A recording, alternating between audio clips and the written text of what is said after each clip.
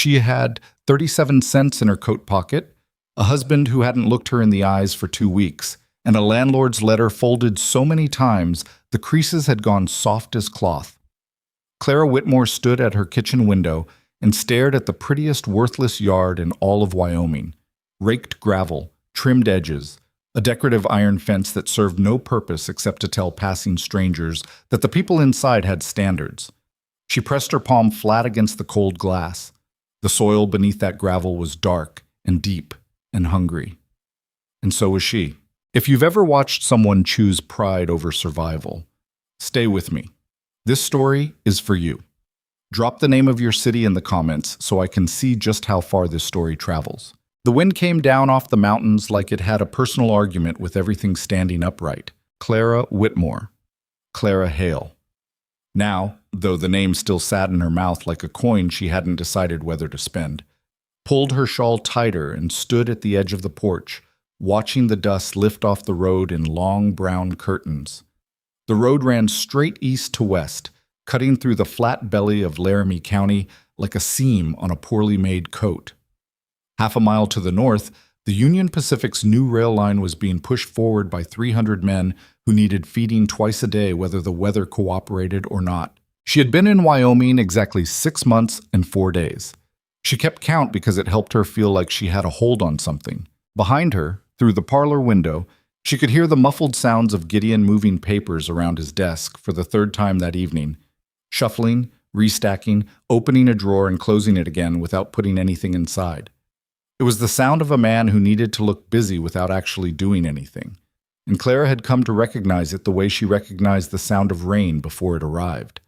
A heaviness in the air, a particular quality of stillness. She had married Gideon Hale in April in her mother's parlor in Cheyenne, with 20 guests and a borrowed dress that fit well enough in the shoulders if you didn't breathe too deeply. Gideon had been 34 to her 26, and he'd presented himself as a man with a working cattle operation and modest but solid prospects.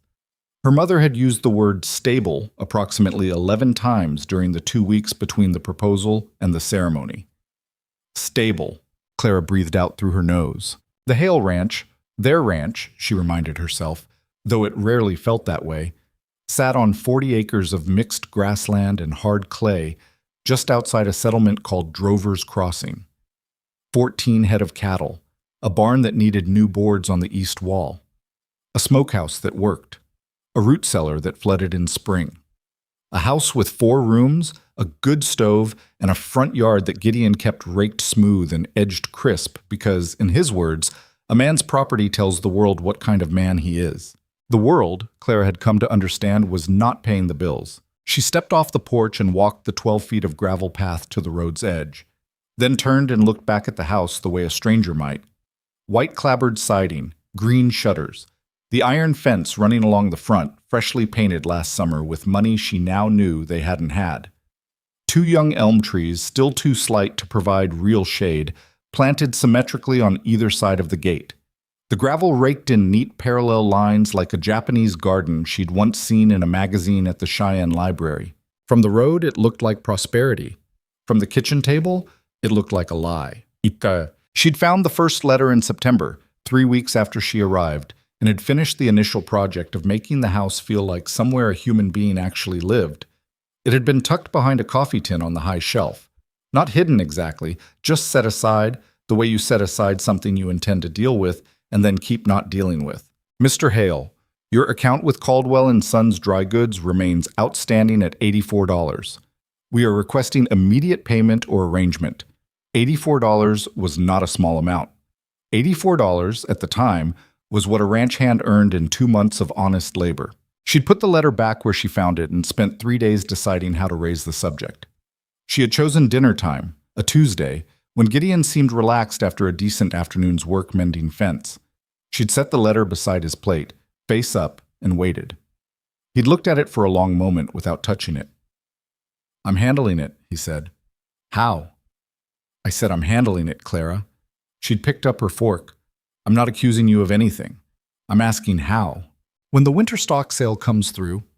"When is the winter stock sale?" "January, February at the latest." "And until then?" He had looked up at her with an expression she had not yet learned to read, Not anger, not shame, but something caught between the two like a boot stuck in mud. Until then, he said, we manage. She'd found 3 more letters in the following 2 weeks. Not by snooping, she told herself that and mostly believed it, but by living in the house the way people who actually live in houses do. The letter from the bank about a note coming due, the letter from a feed supplier in Rawlins, the brief formal letter from a man named Aldous Pritchard, who appeared to be a lawyer, regarding what he delicately termed the matter of the promissory arrangement from spring of last year. Gideon owed money in at least 4 directions. The cattle operation was running at a loss. The last good year, the year before Clara arrived, had been spent maintaining appearances rather than paying down debt. She had not confronted him again. Not yet.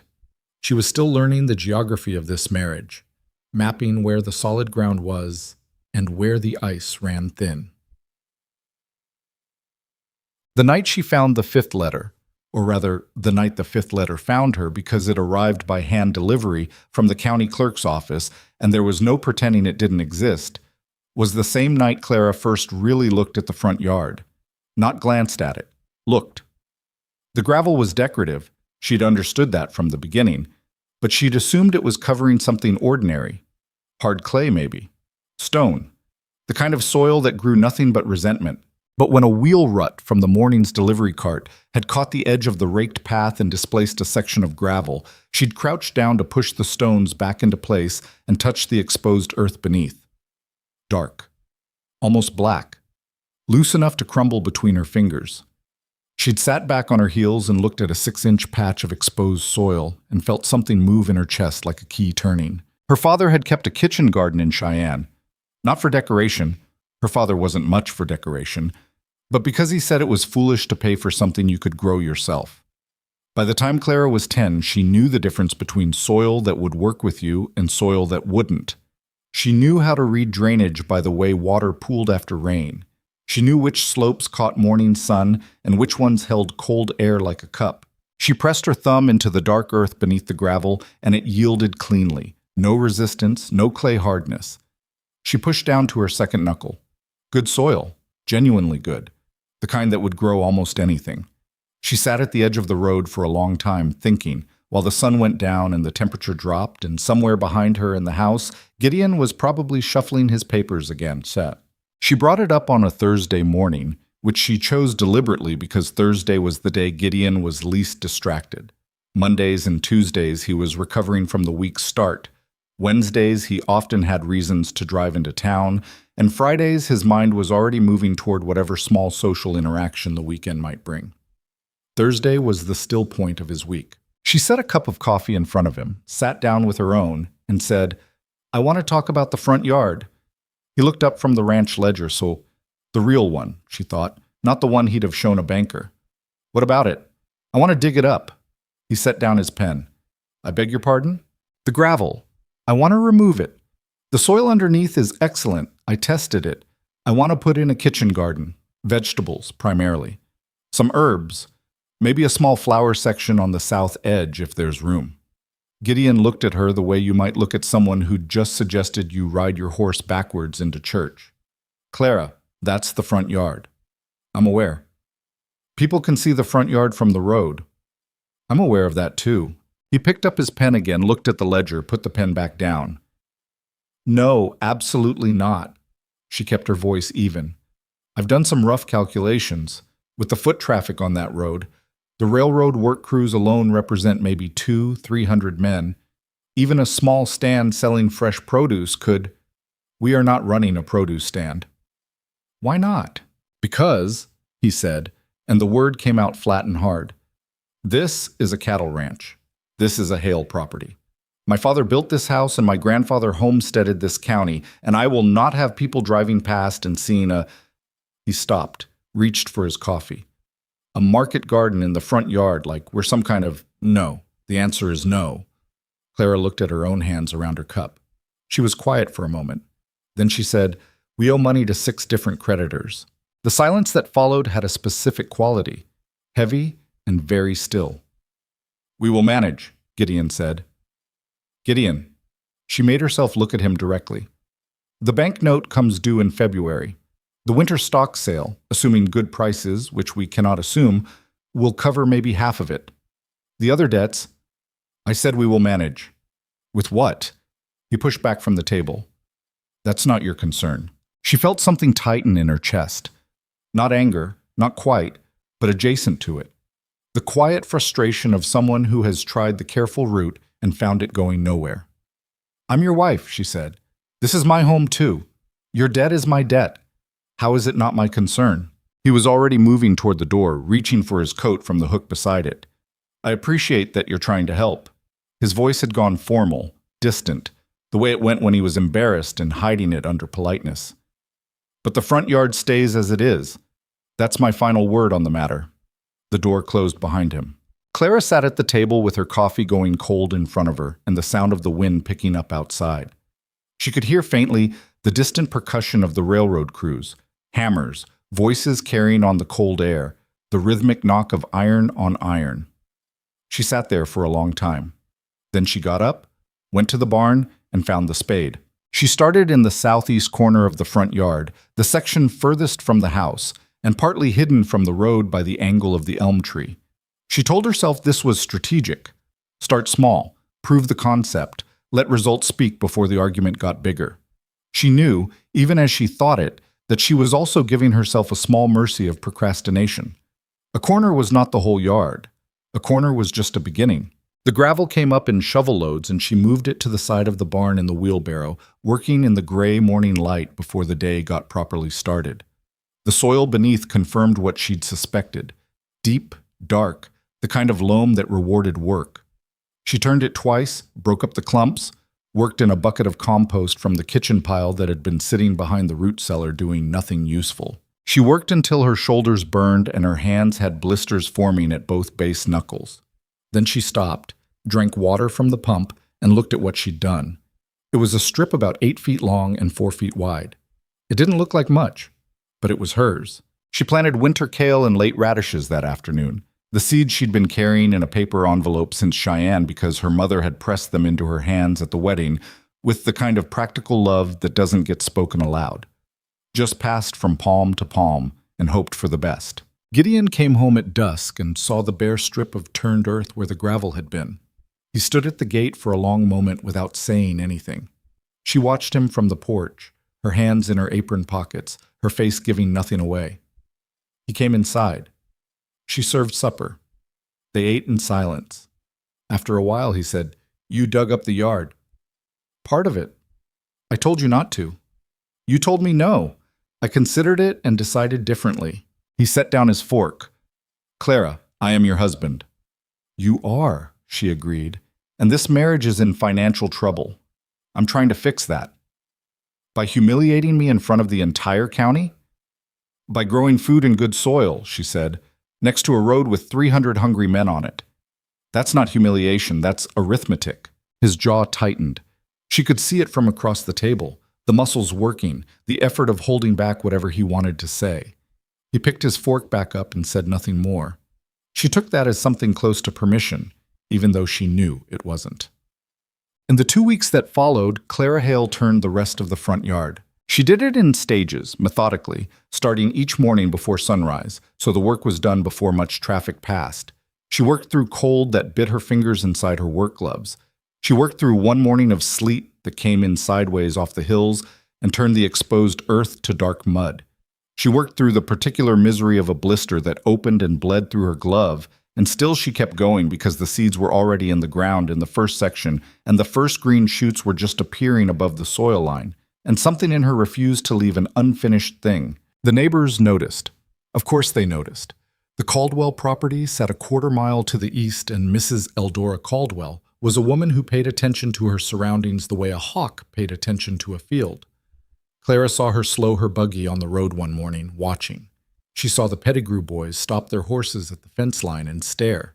She heard, through the particular social telegraph of small frontier settlements, that there was talk at the Drovers Crossing General Store. "Hale's wife is tearing up the front yard."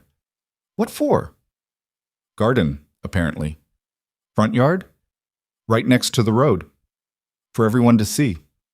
"What does Gideon say?" She didn't know what Gideon said. She didn't ask, and he didn't tell her. He had taken to spending long hours in the barn or riding fence in the afternoons, coming home at supper with mud on his boots and a face that had been scrubbed clean of expression. He ate what she cooked. He slept in the same bed. He said good morning, and it's cold out, and passed the bread without comment. It was a different kind of silence from the one before.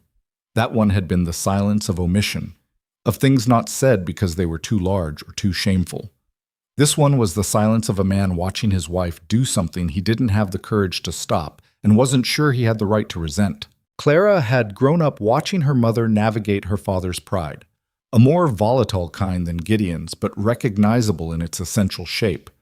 Pride, she had come to understand, was just fear wearing better clothes. Gideon Hale was afraid. Afraid of being seen as less than his father had been, less than the image he'd constructed and maintained through years of grinding, solvent-defying effort to look like he was fine. She was afraid, too. She was afraid of a February that arrived with nothing in the bank and letters piling up behind the coffee tin. Her fear, she had decided, was going to lose. The first morning she set out produce to sell, she almost talked herself out of it. She'd built the stand from boards she found in the barn, an old door across two sawhorses, a piece of canvas tacked up behind it to catch the wind. She had a small crate of late-season radishes from the first section, which had come in better than expected, compact and sharp-tasting. 24 eggs from their 4 laying hens, a bunch of dried herbs she'd been growing in pots inside for weeks. She carried everything out in the early morning while Gideon was in the barn.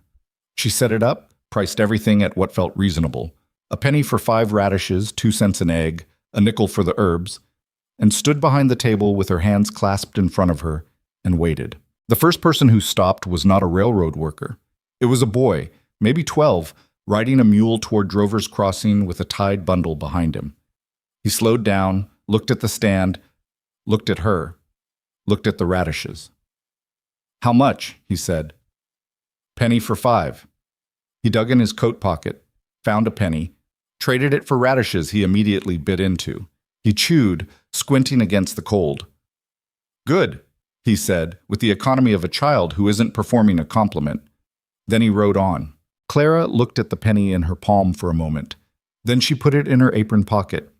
The railroad workers came through in groups around mid-morning, during what she guessed was a supply run or crew rotation. A dozen men on foot, walking west, talking among themselves until they spotted the stand. One of them peeled off from the group, then 2 more. Then the whole group slowed and drifted toward the fence. "What have you got, ma'am?" "Radishes, eggs, dried sage, and thyme." "How much for the eggs?" She told him. He bought 6. The man beside him bought the radishes. A third man, with a broad red face and an Irish accent heavy enough to be its own presence, held up one of the herb bunches and said, "What's this, then?" "Dried sage. Good for seasoning, good for stomach trouble." He bought it without further negotiation, tucking it into his coat with a satisfied expression that suggested stomach trouble was a familiar companion. In 20 minutes, she had sold out. She stood behind the empty table in the cold October wind and counted 23 cents in her palm on top of the original penny. 24 cents in 20 minutes.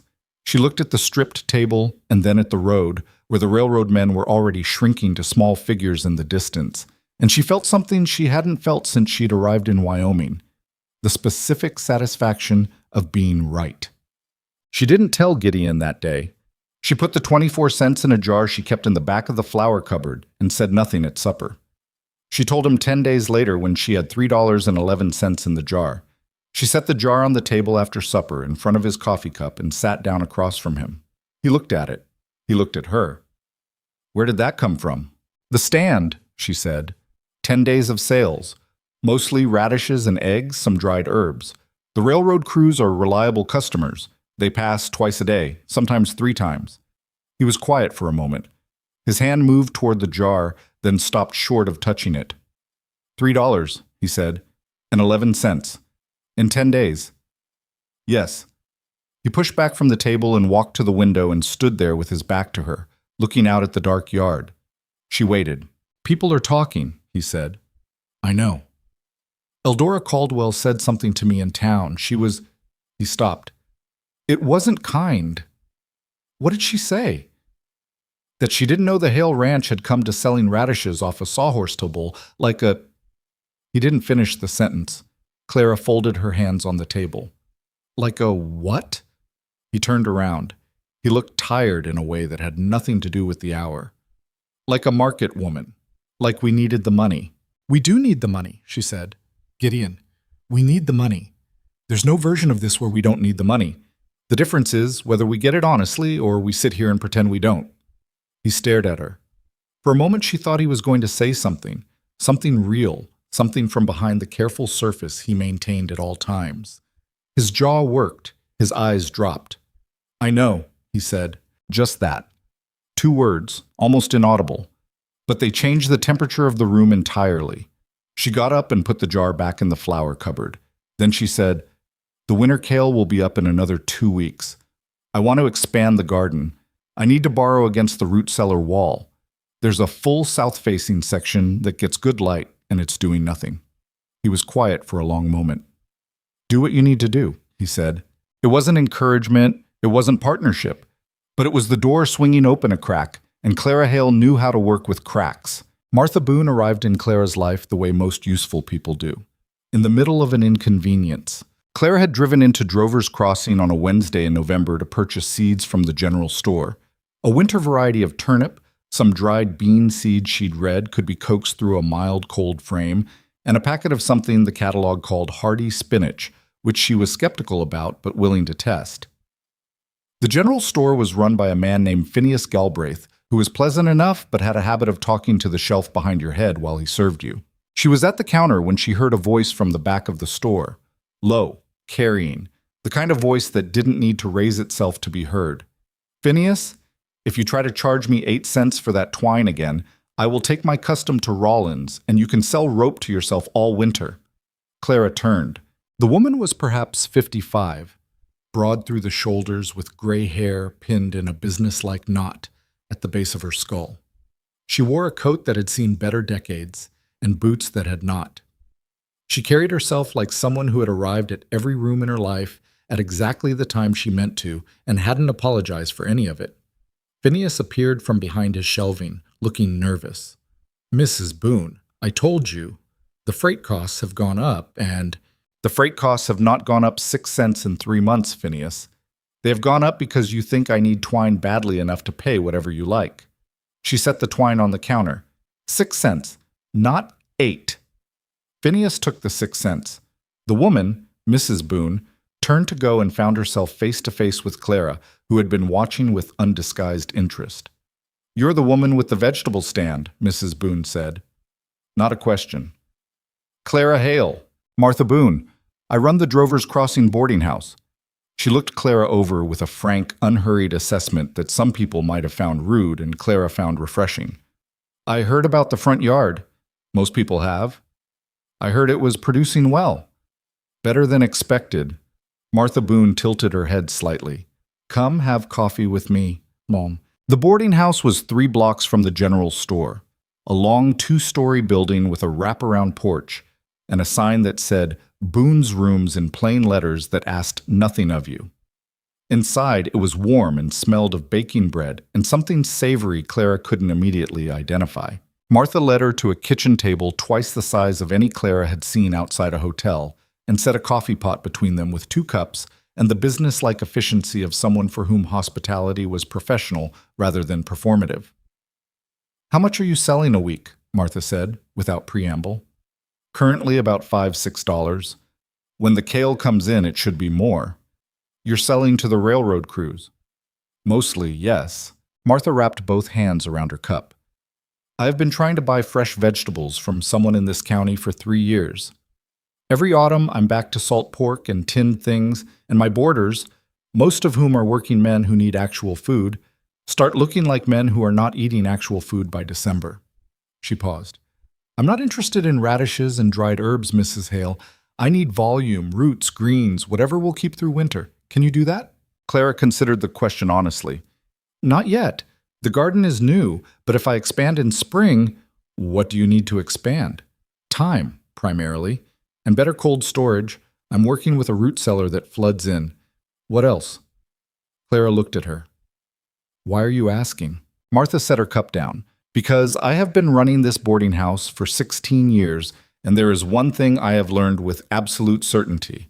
A business that solves a real problem for real people does not stay small unless someone with more money than sense decides to kill it. You are solving a real problem. She looked at Clara steadily. And I have some experience with people who try to kill things. Clara was quiet for a moment. You're offering to help. I'm offering to buy. In volume, at fair prices, contracted in advance so you have certainty going into winter. That's not charity. That is the most selfish thing I have said to anyone this month. I need what you're growing. She paused. What I'm also offering, if you want it, is 20 years of knowing how to do business in Laramie County without getting eaten alive. Clara looked at her, this woman with her frank eyes and her blunt voice and her 6-cent twine, and felt something she had not felt since stepping off the stage in Cheyenne with her trunk and her envelope of seeds. She did not feel alone. Tell me about getting eaten alive, she said. Martha Boone smiled. A small, dry thing, more acknowledgement than warmth. I'll put more coffee on, she said. November died in a long gray cold that pressed down on the county like a hand flattening dough. The mountains to the west disappeared behind cloud cover that didn't lift for 2 weeks. The road hardened to iron and the railroad crews moved faster, more purposeful, their talk shorter and their pace quicker in the way of men who know winter is gaining on them. Clara's garden, protected by straw mulching and the cold frames she and Gideon had built from salvaged glass and old window sash, kept producing. Not abundantly. She wasn't foolish enough to expect abundance from a first-year garden going into a Wyoming November. But steadily. The kale came in thick and dark-leaved, the kind of green that looks almost aggressive against the gray ground. The turnip swelled under the mulch. The spinach, to her genuine surprise, did not die. She extended her stand hours and added a small sign she'd lettered herself on a piece of board. Fresh produce and eggs. Daily. 8 to 12. The railroad men began timing their supply runs to coincide with her hours. She learned their names. O'Brien, the broad-faced Irishman with the stomach trouble. Petrov, who spoke limited English but always counted coins into her hand with meticulous care. A foreman named Dawkins who bought eggs by the dozen and was clearly feeding more people than himself.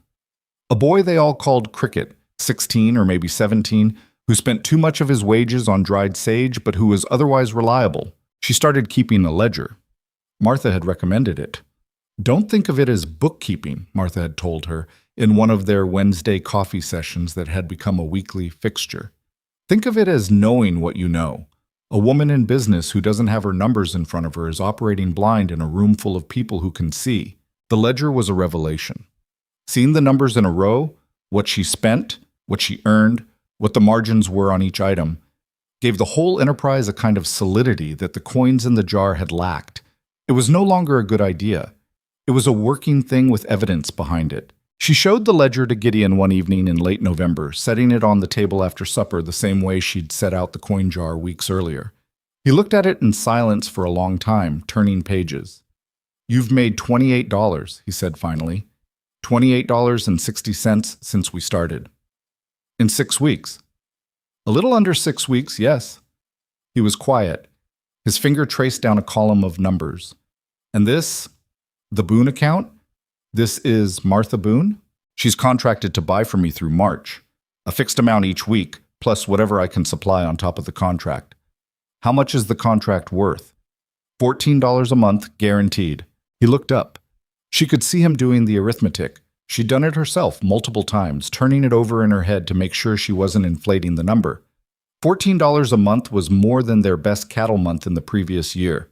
Not enough to solve everything, but enough to change the shape of the problem. Gideon Hale set the ledger down on the table and looked at his wife. The careful blankness he usually wore had cracked somewhere around the edges. She could see through the crack to something complicated and uncomfortable that might eventually, if given enough time and space, become something like respect. You kept this yourself? He said. Yes. The contracts and everything. Martha helped me with the contract language. The numbers are mine. He was quiet for another moment. Then he said, The gravel looks terrible, all piled up by the barn. I know, I thought I'd use it on the path to the root cellar. It's been muddy. That's a good idea. She looked at him. He looked at her. Neither of them said anything important, but the space between them, which had been cold and formal and careful for most of 6 months, shifted in some way she couldn't quite name. "I'll move it Saturday," he said, "if the weather holds." It was not an apology. It was not an acknowledgement of everything she'd done or the risks she'd taken or the quiet loneliness of those first weeks when she'd dug and planted and sold while he retreated behind his silence and his shame. But it was a man picking up a shovel for his wife's sake, and in a Wyoming November, that was not nothing. Chutpats. The last week of November brought the first real snow. A true snow. Not the dusting that had come and gone twice already, but a heavy, earnest fall that came down through the night and left the county under 8 inches of white by morning. Clara stood at the kitchen window with her first coffee of the day and watched Gideon clear the path to the barn. He worked with the efficiency of someone who had done this every year of his adult life, each shovel stroke clean and purposeful. He'd been up before her, which was unusual. She watched him stop partway through the path and turn, looking toward the front of the property, toward the garden. Then he went back inside for a second shovel. He cleared the snow off the cold frames himself, working carefully along the glass to avoid cracking it. She watched him stop and look at the kale, the dark leaves still upright through the glass, still green, holding. When he came inside, she had his coffee ready. He sat down and picked it up without looking at her. Then he said, "The kale looks good." "It does," she agreed. "Strong. It's a good variety. My father always kept it." He nodded slowly.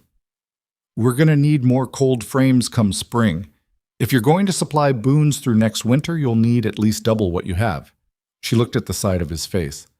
"That would help?" "Yes." "I can build them. In January, when there's time." She said nothing immediately. Outside, the snow had stopped, and the morning light was coming off the white ground in a clean, cold brightness that made the whole world look newer than it was. The front yard, her garden under its blanket of white, the cold frames like small glass houses catching the light, looked from this angle like it had always been there, like it was the only thing that made sense. "That would be good," she said. "Thank you." Gideon turned his coffee cup in his hands. He had large hands, a rancher's hands, rough at the knuckles and slightly scarred. He looked at them for a moment. "Clara," he said. She waited. He stopped, turned his cup again. "The front yard," he said finally. When I told you no." He paused again. "I was wrong." She did not say "I know," though she could have. She did not say "it's fine," though she could have said that too. She said, "I understand why you did." He shook his head slightly. "Understanding why doesn't make it right." "No," she agreed. "It doesn't." The kitchen was quiet except for the tick of the stove. Outside, a bird, something small and quick, a sparrow perhaps, landed on the snow at the edge of the garden and immediately departed, unsatisfied. "We have a long winter ahead," she said. "We do. But I think—" She looked out at the garden, her garden, the cold frames holding against the snow. "I think we'll be all right." Gideon Hale looked at his wife for a long moment, with an expression that had stopped being unreadable. It wasn't happiness. It wasn't resolution. It was something more provisional than either. A man standing at the edge of a changed thing, not yet certain of it, but willing to stand there anyway. "Yeah," he said. "I think we might be." He finished his coffee and went out to do the morning chores. Clara opened the ledger and picked up her pen. The numbers were better than they'd been in September. They would need to be better still by February. She was already thinking about spring. December came in hard and stayed that way. The temperature dropped below 0 3 nights in the first week alone, and the wind off the mountains had a mean, personal quality to it. The kind of cold that found the gap between your collar and your jaw and settled in like it had paid rent.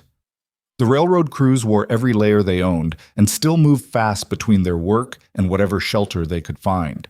Clara's stand, which she'd started closing at noon because her hand stopped working properly after that hour, had become something the crews planned around the way they planned around meals. She hadn't expected that.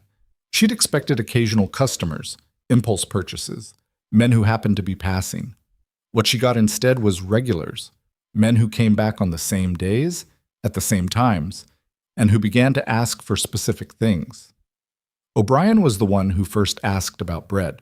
It was a Tuesday, gray and sharp cold, and he'd bought his usual eggs and a bunch of dried thyme, and then he stood at her table a moment longer than usual, turning his cap in his hands. "Mrs. Hale," he said, "I don't suppose you'd ever consider, and I say this with full respect, I don't suppose bread would ever be a possibility." She looked at him. "Bread? Just the cook at the camp? Meaning, no offense to the man, he does what he can, but his bread is—" O'Brien searched for the diplomatic word. "It's structural, more than it is edible. It holds things up. I ate a slice last Thursday and my back felt better for a week." Two of the men behind him laughed. Clara did not. She said, "How many loaves would you need?" He blinked. He'd been expecting a polite no. "Per week?" "Per day, to start.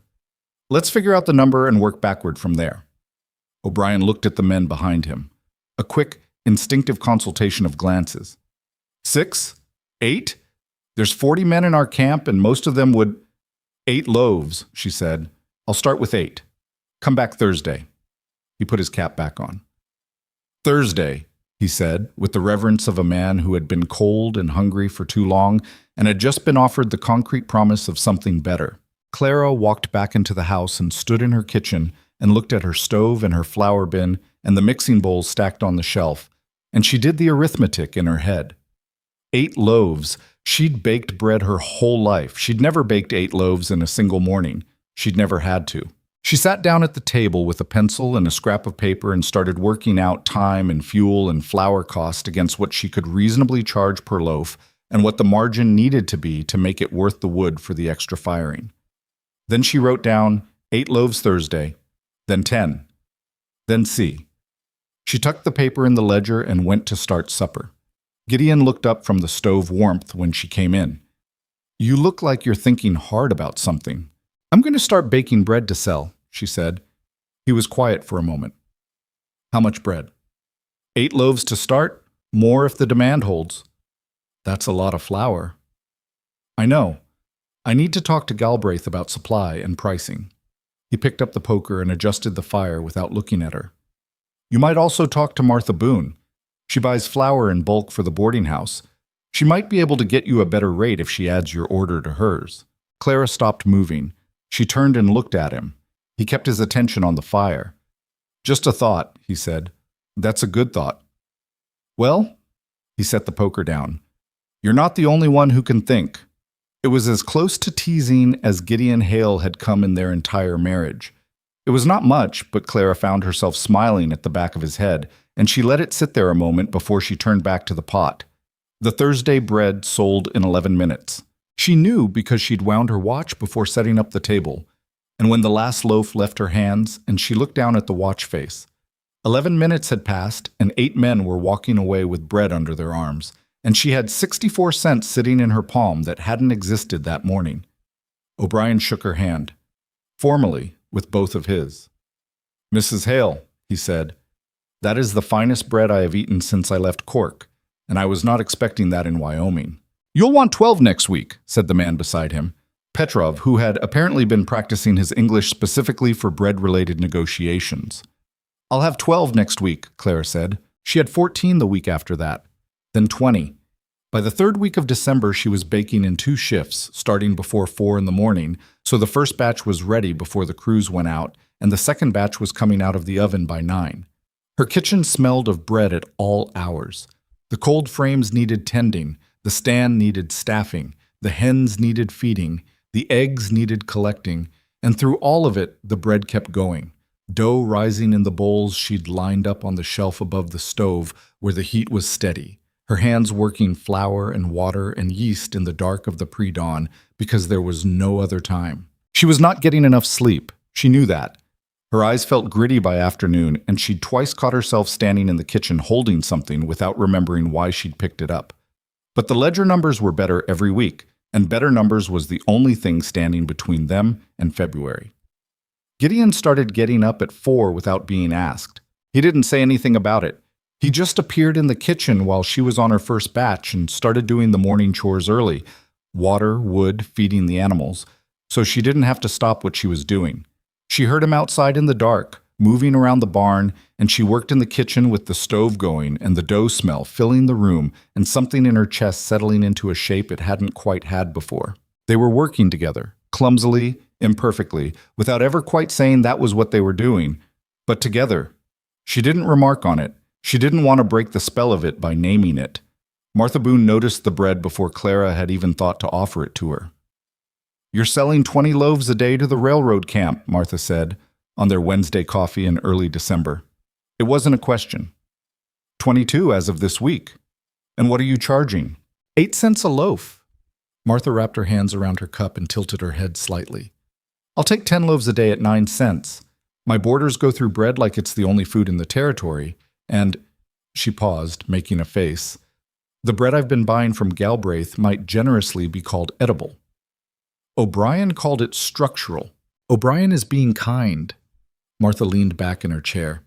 9 cents, and I'll tell every woman who comes through this boarding house that Clara Hale's bread is the finest in the county." Clara looked at her. "You don't have to add that." "I know I don't have to. I'm telling you I will." Martha set her cup down. "Word of mouth is worth more than any advertisement, Clara.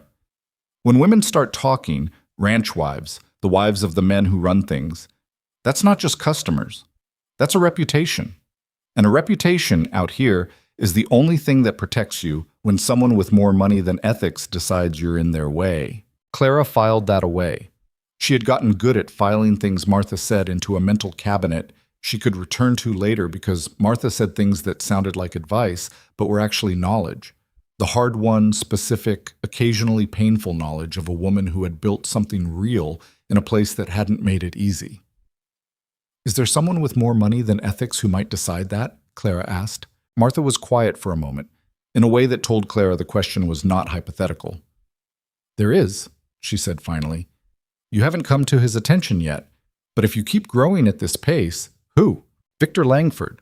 Martha said the name flatly, without particular emphasis, the way you state a fact about weather. "He runs the general dry goods supply for the railroad contracts. He has for the last 4 years. He controls pricing on most of what the crews need, and he has arrangements with the railroad officials that keep it that way." She paused. "He doesn't like competition. More specifically, he doesn't like people who make his contracts look overpriced." Clara thought about this. "We're selling bread and vegetables," she said. "We're not competing with dry goods supply." "Not yet." Martha looked at her steadily. "Keep that in mind." She kept it in mind the way you keep a note about bad weather in mind. Aware of it, watching the horizon, not letting it stop you from working. January came and the weather eased, slightly, in the grudging way of Wyoming winters that give you a week of relative calm just to remind you that cold is temporary before the next blow arrives.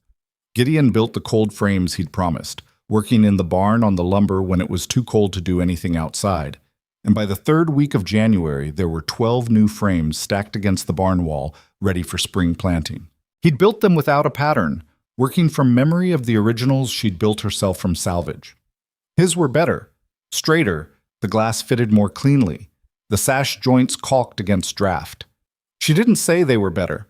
He didn't say he'd improved on her design. They both knew it and said nothing, and that was fine. What she did say was, "These will let me triple the early spring volume. If we plant in February under glass, we could have product ready by late March, maybe early April." "That's 2 months ahead of when anyone else will have anything," Gideon said. "That's the idea." He ran his hand along one of the frames, checking the caulk line. "You're going to need more seeds. And if you're going to supply Boone's consistently and the railroad contract she's been talking about—" He stopped. "What railroad contract?" He looked up. Martha didn't mention it. She mentioned Langford and his contracts. She didn't mention a specific opportunity. Gideon leaned against the barn wall. "I ran into her in town.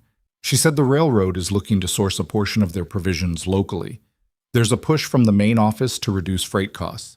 Some of the supply they're currently bringing in from Cheyenne or further could theoretically be sourced right here in the county if someone could guarantee consistent volume." Clara was very still. "Volume like what?" She didn't say exactly, but she said if there was a local producer who could demonstrate reliable supply through winter, there might be a conversation worth having with the procurement officer. Clara looked at the cold frames, at the 12 new ones, clean and straight against the wall. She looked at her own hands, flour-stained at the knuckles even after washing, slightly rough at the palms from the morning work. "I need to talk to Martha," she said. The conversation with Martha happened 2 days later, and it was different from their usual Wednesday coffees. Martha had a ledger of her own open on the table, and a folded letter beside it that she pushed toward Clara without preamble. "This came from the railroad procurement office in Laramie last week," she said. "They're looking to establish a local supply arrangement for the Drovers Crossing work camps. Food staples, bread, produce, eggs, preserved goods. Volume is significant." Clara read the letter. She read it again. The numbers were larger than anything she'd been thinking about. Not impossibly larger, but enough larger that she could feel the scale of the jump in her chest. "This is 6 times my current volume," she said, "at minimum. Probably more as the crews expand in spring. I can't do this alone." "No," Martha agreed. "You can't." They looked at each other across the table. Claire's mind was moving fast through the variables: cold frame capacity, flour supply, labor, storage, Gideon's availability, the hens, the garden expansion she'd been planning, all of it reshuffling itself against this new number. "What would it take?" Martha said. "Be honest. Not optimistic. Honest," Clara thought. "More cold frame space than we have. A second oven or a longer baking schedule. Probably both. Consistent flour supply at volume, which means I need a supplier who isn't Galbraith. More laying hens, at least double what we have. And I need—" She paused. "I need Gideon full-time." "On the garden?" "On everything. Right now he's still running the cattle side half the time out of habit. If this contract is real, the cattle need to be secondary until we're established." Martha nodded slowly. "Have you talked to him about that?" "Not yet. That's a harder conversation than the front yard was." Clara looked at her. "I know." It was, in fact, a harder conversation, and it happened on a Sunday evening when supper was finished and the dishes were done and there was no useful activity to hide behind. She sat Gideon down with the letter and the ledger and her own rough calculations on the scrap paper she'd been carrying in her pocket for 2 days. He read everything twice, which she was learning was his way. He processed slowly, thoroughly, and he did not like to react before he understood. When he looked up, she said, "I know what I'm asking. You're asking me to put the cattle operation second. For at least a year, maybe 2. He was quiet. The fire popped. Outside, the wind had picked up again, coming down off the ridge in that particular late January way that felt like the season wasn't quite done making its point. "My grandfather started this as a cattle ranch," he said. "I know." "My father—" "Gideon." She kept her voice level, not unkind. "Your grandfather's cattle ranch has 3 outstanding creditor letters in the flour cupboard and a banknote due in 3 weeks. What your grandfather built was real. What we have right now it's real too, but it's different from what it was. And we can keep pretending it's still what it was, or we can build what it's becoming." He didn't answer immediately. His hands, flat on the table, turned the letter once. He had been doing that thing lately, looking at the ledger numbers, looking at what she'd built, looking at it with an expression that wasn't quite pride and wasn't quite shame, but was something that lived in the neighborhood of both. "You'd need me to give up the last 8 head," he said. "Not give up. Sell to cover the banknote and the capital we need for the expansion. Yes. And the ranch becomes a food supply operation. A productive ranch supplying real food to real people at a scale that actually generates income." She paused. "Which is what a ranch is supposed to do." He looked at her for a long moment. "You know, I thought, when I brought you out here, that I was—" He stopped, started again. "I thought I was taking care of things, that I was the one who—" He pushed out a breath through his nose. "I wasn't. I was barely keeping it together and telling myself it was fine." "I know," she said, gently this time. "You figured that out in about 3 weeks." "About 2, actually." Something crossed his face that was, almost despite itself, a laugh. Brief, dry, but real. He shook his head. "All right," he said. "All right, meaning I'll write to Baxter about the cattle tomorrow. Meaning, yes." He pushed the letter back across the table to her. "You want a bid for the contract?" "I want a bid for the contract." He nodded. Then we bid. The bidding process was nothing like Clara had expected. She'd imagined a formal meeting, paperwork, perhaps some kind of presentation. What actually happened was that the railroad's local procurement officer, a gaunt, efficient man named Alderson, who traveled between camps on a piebald horse and always looked mildly inconvenienced by everything, arrived at the stand on a Wednesday morning in February and watched her work for approximately 20 minutes before saying anything at all. She served 4 railroad men, took an order from a camp cook who'd walked over specifically, sold the last of the kale to a woman she didn't recognize, and was restocking from the basket behind the table when Alderson finally spoke. Hale Ranch? Yes. You're the operator? Clara Hale, yes. He looked at the stand, at the cold frames visible behind the fence, at the loaves stacked in their cloth wrapping. You've been supplying the Dawkins crew for how long? Since October. Produce from October, bread from December. Consistent supply through January. Yes. We had 2 weeks of supply disruption from our Cheyenne supplier in January. You didn't have disruption. No. He looked at her directly. He had the eyes of a man who spent his life evaluating whether things were what they claimed to be. If I triple your current order and add a preserved goods component, root vegetables, pickled, dried, can you hold volume through to June? Clara did not say yes immediately, which was the right instinct. She thought about the cold frames, the spring planting, the flour supplies she'd need to renegotiate. With lead time, 4 weeks? Yes. 3 weeks. 3.5. He looked at her again. Some people might have pushed back on the half week. He simply nodded, as if it confirmed something. I'll send paperwork Friday, he said. The terms will include a volume guarantee on our end and a delivery consistency requirement on yours. I'll want to see your storage. Come Saturday, she said. I'll have the root cellar cleared out by then. Alderson nodded and turned his horse around and rode back toward the camp without further ceremony.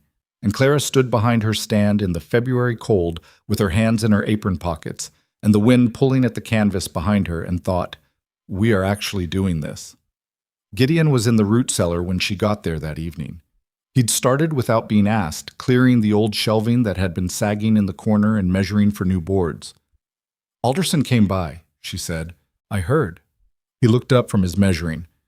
From O'Brien. Apparently the whole camp was watching. O'Brien has a gift for observation. He has a gift for gossip. But his voice had no edge in it. He was looking at the cellar wall, calculating. We need to address the flooding problem before spring. The east corner, if we dig out the drainage and lay stone, can we do that in 2 weeks? If the ground cooperates, he looked at her. It might not, but you'll try. Clara. He said her name with a patience that was almost fond. I am standing in a root cellar at 7 in the evening planning flood drainage. I am already trying. She looked at her husband, crouched in the lamplight with his measuring stick and his serious face and his hands that had started doing her work alongside his without anyone making a rule about it, and she felt, quite specifically and without sentimentality, that this was what she had been hoping for when she married him. Not the version of him she'd gotten, the polished, frightened, proud version, but this one, the one that showed up. She picked up the other end of the measuring stick. Where do you need me? The root cellar drainage took 12 days and 2 arguments about methodology, and 1 afternoon where neither of them spoke because something had gone wrong with the stone setting and had to be redone. It was finished 3 days before Alderson came to inspect. He walked the root cellar, the cold frames, the garden, the stand, and the kitchen. He said almost nothing during the walk except one comment about the bread, which he tasted without asking and then said only, consistent texture, which Clara understood was not a complaint. He shook hands with both of them at the gate. Paperwork is on its way, he said. I expect you to honor your commitments, and I'll honor mine. If that changes on either end, we talk directly. I don't do intermediaries. Neither do I, Clara said. Alderson looked at her for a moment, then at Gideon, then back at her. No, he said. I don't imagine you do. And he rode away. Gideon watched him go. He's a strange man. He's an honest man, Clara said. Out here, that's more useful than charming. They went inside and she put coffee on and opened the ledger to a fresh page and wrote the date at the top. Outside, the February wind was doing its usual work, and the cold frames stood in their neat rows in the yard that had been decorative gravel half a year ago and the root cellar drainage was holding, and the paperwork was coming on Friday. There was still February to survive. There was still the banknote, though the cattle money had addressed most of it, and the remaining creditor letters were now being answered in small, regular payments that didn't solve everything but kept the worst at bay. There was still the problem of flour supply at the volume the contract would demand. There was still more to do than there were hours in the day, and more risk than Clara entirely liked to look at directly before breakfast. But the ledger numbers were real, the cold frames were real, Alderson's handshake was real. She wrote the first line on the new page and the ink went down clean and dark, and she kept writing. The railroad contract arrived on a Friday, as Alderson had promised, delivered by a young clerk on a roan horse who handed the envelope to Clara without dismounting and turned around immediately as if he had 12 more stops before dark. She stood at the gate and opened it right there in the cold, reading it twice before she went inside. The terms were clear and, she had to admit, fair. Consistent volume, weekly delivery to 2 work camps, payment on receipt.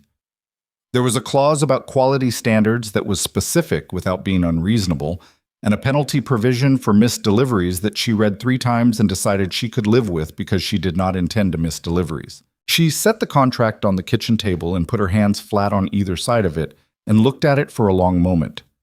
Then she called for Gideon. He read it standing up, the way he read most things. Leaning over the table, one hand braced on the edge, moving through the pages with a focused stillness that she'd come to recognize as his form of concentration. When he finished, he straightened and said, "The penalty clause. I know. 2 missed deliveries in a rolling 6-week period, and they can reduce the contract volume by 40%. I read it. Can we hold the schedule through a bad weather week?" She had been thinking about exactly this for 2 days.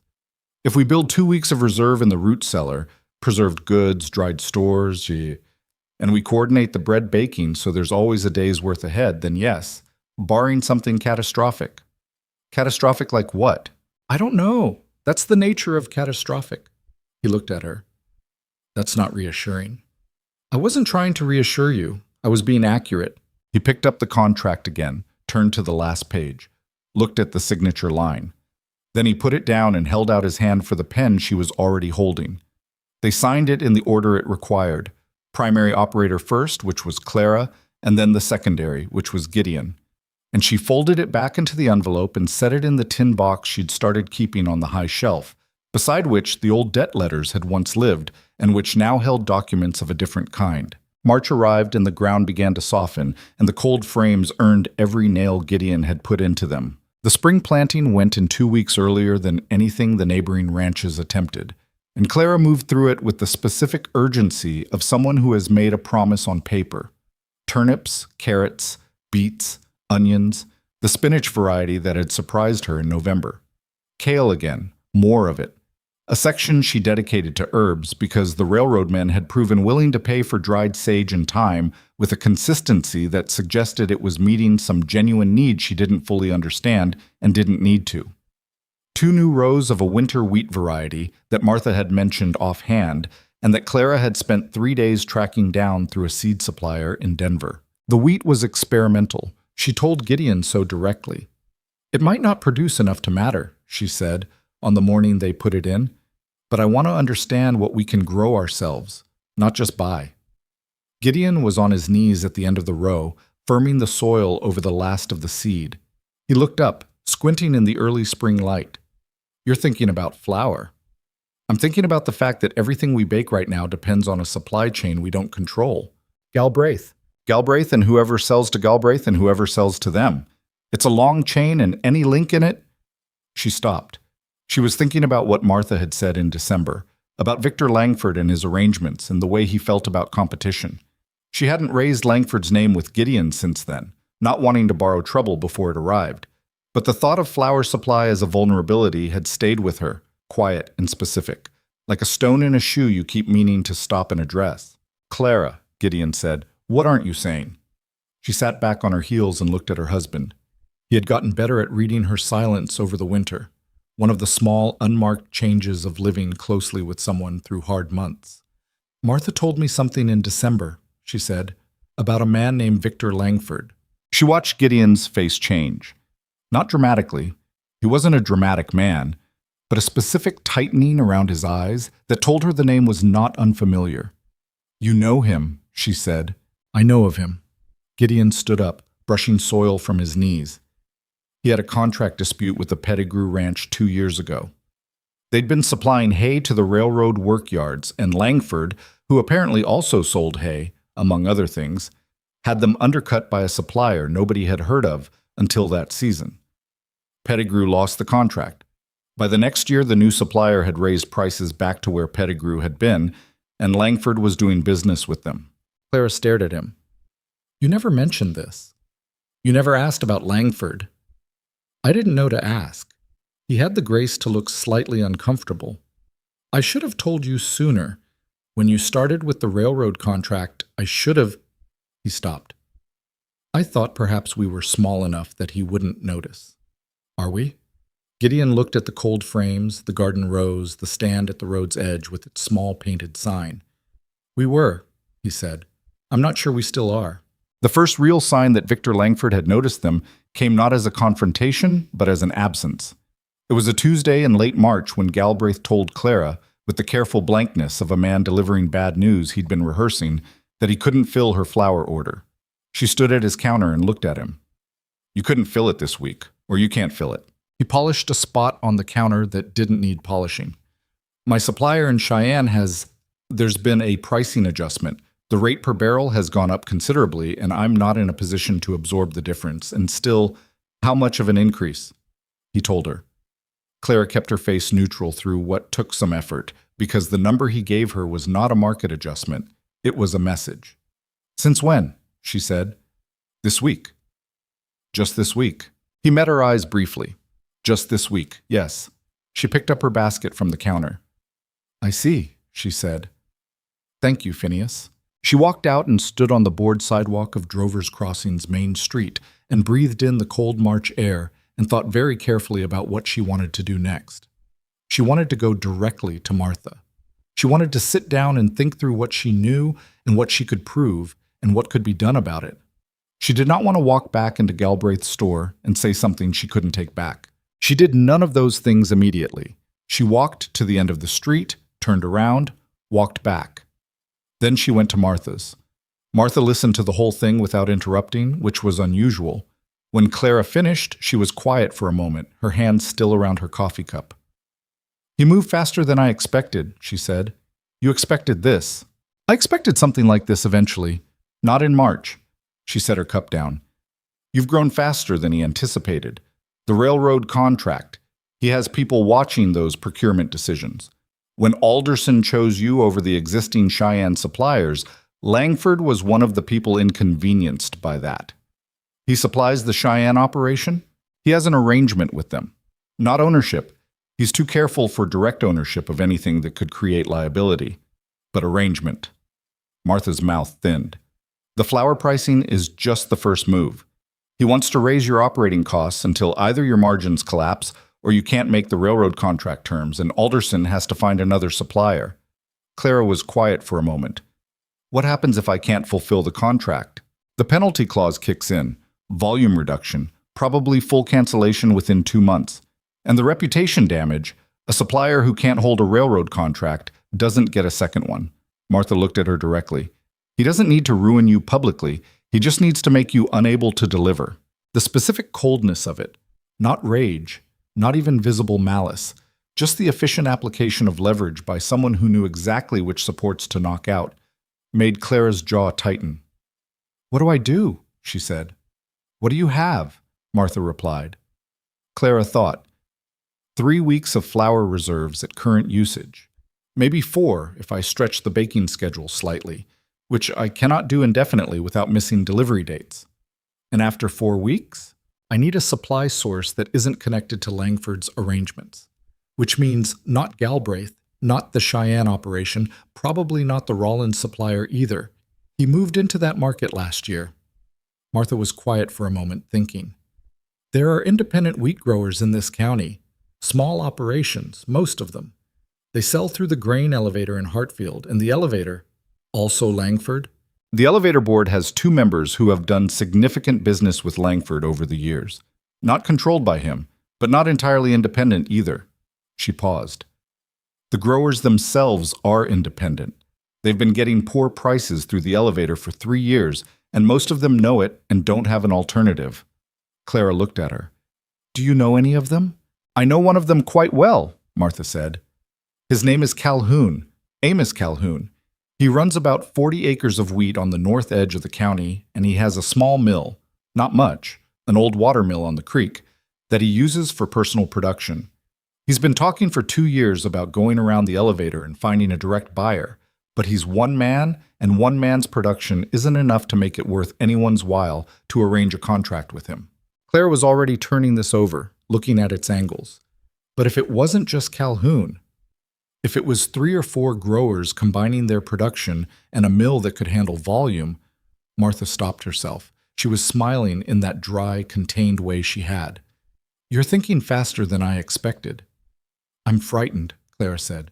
Fear makes me think fast. Good. Martha stood up and went to a drawer in her kitchen sideboard, rummaging briefly before producing a folded piece of paper. Calhoun's property address. I wrote it down 2 months ago for a reason I didn't fully understand yet. She handed it to Clara. Go talk to him, soon.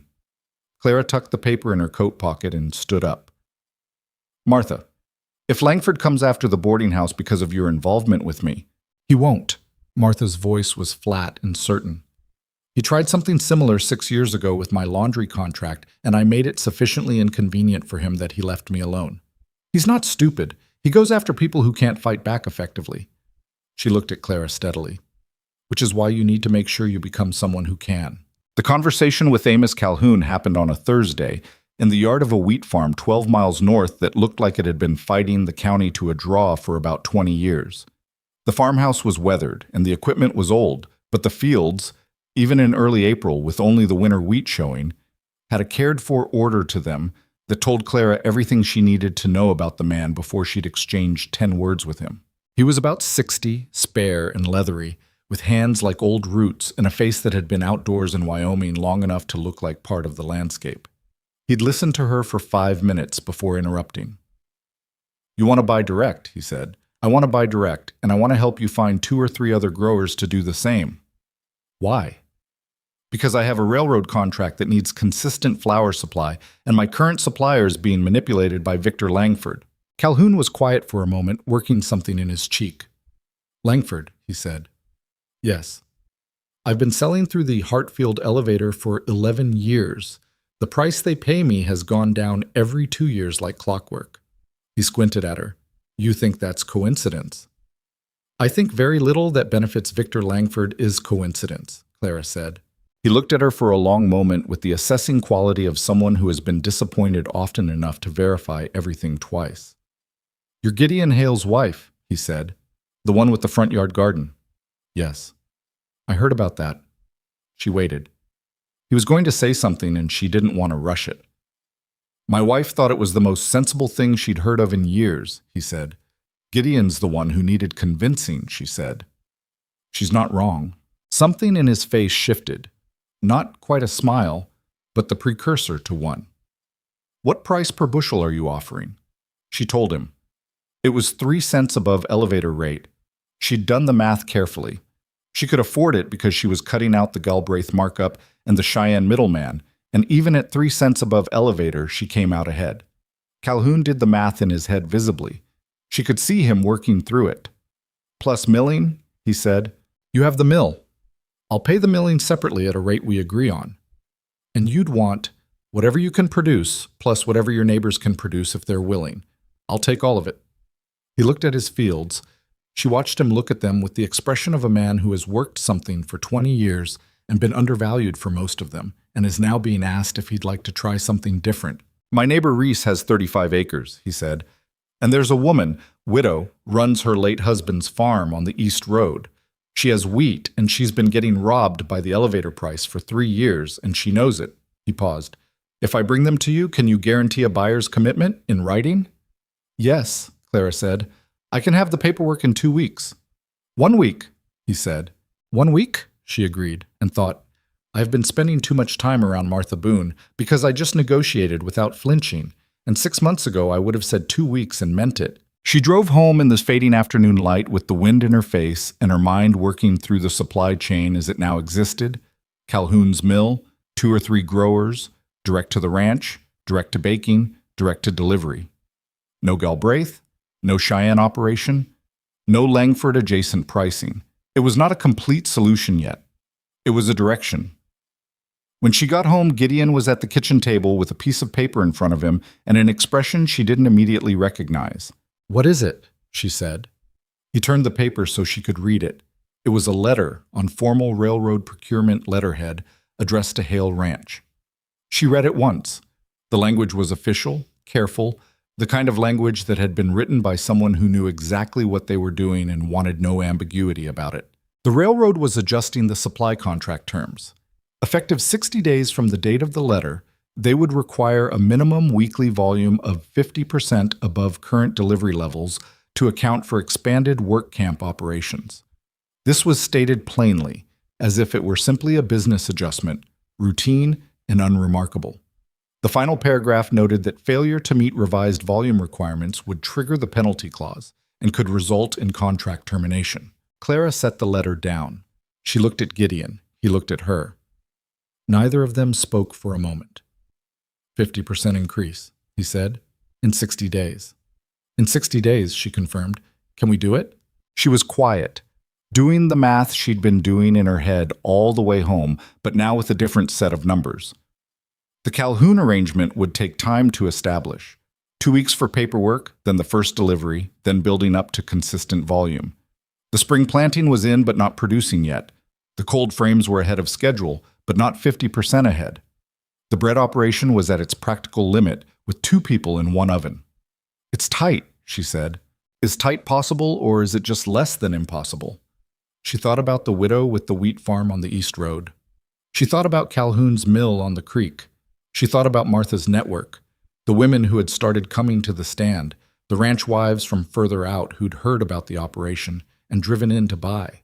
She thought about the railroad men, O'Brien, Petrov, Cricket, who had become something like a word-of-mouth engine for everything she sold. It's possible, she said, but we need to move on Calhoun immediately, and I need to talk to Martha tomorrow. Gideon nodded. He folded the letter and put it in the tin box on the shelf. Then he said, "Is this Langford?" "Almost certainly." He was quiet for a moment. His hands were flat on the table, a posture she'd come to recognize as his version of gathering himself. "He's not someone to take lightly," he said. "I know. Pettigrew, I know about Pettigrew, Gideon." She waited until he looked at her. "He expects us to panic and overextend and collapse. I am not going to do that. And if we can't meet the volume, then we build toward it as fast as we can and we're honest with Alderson, and we don't quit." She paused. "Alderson is a straightforward man. If Langford is using the railroad procurement system to go after a contract that Alderson established in good faith, I don't think Alderson will be entirely indifferent to knowing that." Gideon looked at her with the expression she'd started to think of as his learning face. The look of a man absorbing something from someone he'd underestimated and was making ongoing adjustments for. "You've thought this through." "I've been thinking since March. Since Galbraith and the flower. Since December, actually. Since Martha first mentioned his name." He let out a long breath. "You were preparing for this." "I was hoping I was wrong," she said. "But yes." The next 3 weeks were the hardest of Clara's time in Wyoming, and she had not had an easy time in Wyoming. She was baking longer hours, starting at 3 in the morning now, with Gideon alongside her in the kitchen doing what he could, kneading when she needed the rest, loading and unloading the oven, managing the fuel so the temperature stayed consistent. The garden needed tending every day as the spring production accelerated. The Calhoun arrangement was moving. The paperwork was signed. The first direct delivery of flour had come through at the agreed price. But the volume was still building, and the gap between what she had and what the new contract demanded was visible and real. She was not sleeping enough. She knew that. Gideon was not sleeping enough either, and both of them knew it and said nothing because there was nothing useful to say about it. You sleep when you can, and you work when you have to, and you keep the numbers moving in the right direction. O'Brien noticed it on a Tuesday. She was at the stand a little before 9, and she'd set out the morning's bread and was working through an order list when he stopped and looked at her with the frank concern of someone who has known hunger and recognizes exhaustion when it lives in someone else's face. "Mrs. Hale," he said, "are you all right?" "I'm fine, O'Brien." "You look—" He stopped, clearly trying to find the diplomatic word again. "I look tired," she said. "I am tired. It's a busy season." "Is there something going on? Something that's—" "The men have noticed the volume's been tight the last week. We're getting our order, but it's close." She looked at him. He was standing at her stand in the morning light with his cap in his hands and his broad face open with something that was straightforwardly worry on her behalf, and she felt the full weight of what she'd built here. Not just a business, but a web of people who had come to depend on it. "There are some supply challenges," she said carefully. "We're addressing them." He nodded slowly. Then he said, "If there's anything the crew can do, any of us, hauling, loading—" He stopped. "I know we're customers, not employees, but you've been straight with us from the first day you set up this table, and out here that means something." She looked at him for a moment. "Thank you, O'Brien," she said, and meant it more than she could comfortably show. She went home that evening and sat at the kitchen table after supper with the ledger and the supply numbers and the contract terms, and she went through every column looking for where the solution was. The flour from Calhoun was coming in below what she needed, not because he wasn't supplying, but because his mill couldn't run fast enough alone. The spring garden was producing, but not yet at the volume the contract required. The bread schedule was as tight as it could get without a second oven. She heard the weather change before she fell asleep. The temperature dropping, the particular change in the wind that meant something was moving in from the north. She told herself it was just cold, just a late spring cold snap. She was wrong about that. The storm came down 3 days later on a Thursday, with snow and wind and a temperature drop that turned the road to ice and brought Gideon's flour shipment from Calhoun, 3 barrels on a hired freight wagon, to a stop 4 miles from the ranch. The driver, a cautious man named Sims, who had survived 15 Wyoming winters by taking no unnecessary risks with either weather or horses, had turned back when the road became unsafe and was sheltering with his cargo at a way station outside Hartfield. Gideon came in from the barn where he'd been monitoring the cold frames and said it directly. Sims turned back. "The flour's not coming until the road clears." Clara was at the stove. She turned around. "How long?" "The storm looks like 2 days, maybe 3. She turned back to the stove. She picked up the wooden spoon she'd been holding and put it back down and picked it up again. "We have how much flour in the bin?" she said. "Enough for 2 days of baking, maybe 2.5 if we're careful. And the next railroad delivery is Saturday." Today was Thursday evening. Saturday was 36 hours away. The storm had 2 days in it. The math was simple and it was not in their favor, and both of them knew it. She turned and looked at her husband. He looked back at her. His face was steady, the way it got when things were genuinely bad, and pretending otherwise was no longer available as an option. "What do we do?" he said. She stood in her kitchen with the snow coming down outside and the flour bin 2 days from empty and a contract due Saturday, and the specific, cold understanding that Victor Langford, whether or not he had arranged the pricing pressure and the volume demand, did not need to arrange a storm. The storm was just the world, doing what Wyoming winters do, and it didn't care about their contracts or their ledger or everything they'd built since October. Sometimes the hardest thing isn't the enemy who moves against you deliberately. Sometimes it's just the circumstances stacking up all at once, each one of them reasonable in isolation, all of them together threatening to take everything down. She sat down at the table. She opened the ledger. She started looking for what she had left to work with. The ledger told her what she already knew, which was that the numbers didn't work. She went through every column twice anyway, the way you press on a bruise to confirm it hurts. And when she'd finished the second pass, she closed it and set her hands flat on the cover and thought about what she had instead of what she didn't. She had 2 days of flour. She had the root cellar, turnips, beets, preserved goods, the jarred vegetables she'd been putting up since fall. She had the cold frames, which the storm had covered but not destroyed, the glass holding under the weight of 8 inches of new snow. She had the stand, which would not be operating in a blizzard. She had the Calhoun connection, which was temporarily frozen at a way station 4 miles from Useless. And she thought about this carefully, people. "I need to get to Martha," she told Gideon. He looked at the window. The snow was still coming sideways. Tonight? Tomorrow morning, as early as the road allows. And I need you to ride to Calhoun's farm and see if he has any reserve flour he can release. Not wait for Sims. Go around Sims. Go directly. That's 12 miles in this weather. I know what 12 miles is. She said it without sharpness, but with a directness that had become the natural register of their conversations when things were serious. Can you do it? He was quiet for a moment, looking at the window. I'll leave at first light, he said, if the wind drops. The wind will drop by morning. It always does after the first night. She was right about the wind. By 5 in the morning, it had settled to a steady cold push rather than the violent thing it had been. And Gideon was saddled and gone before the sky had properly lightened.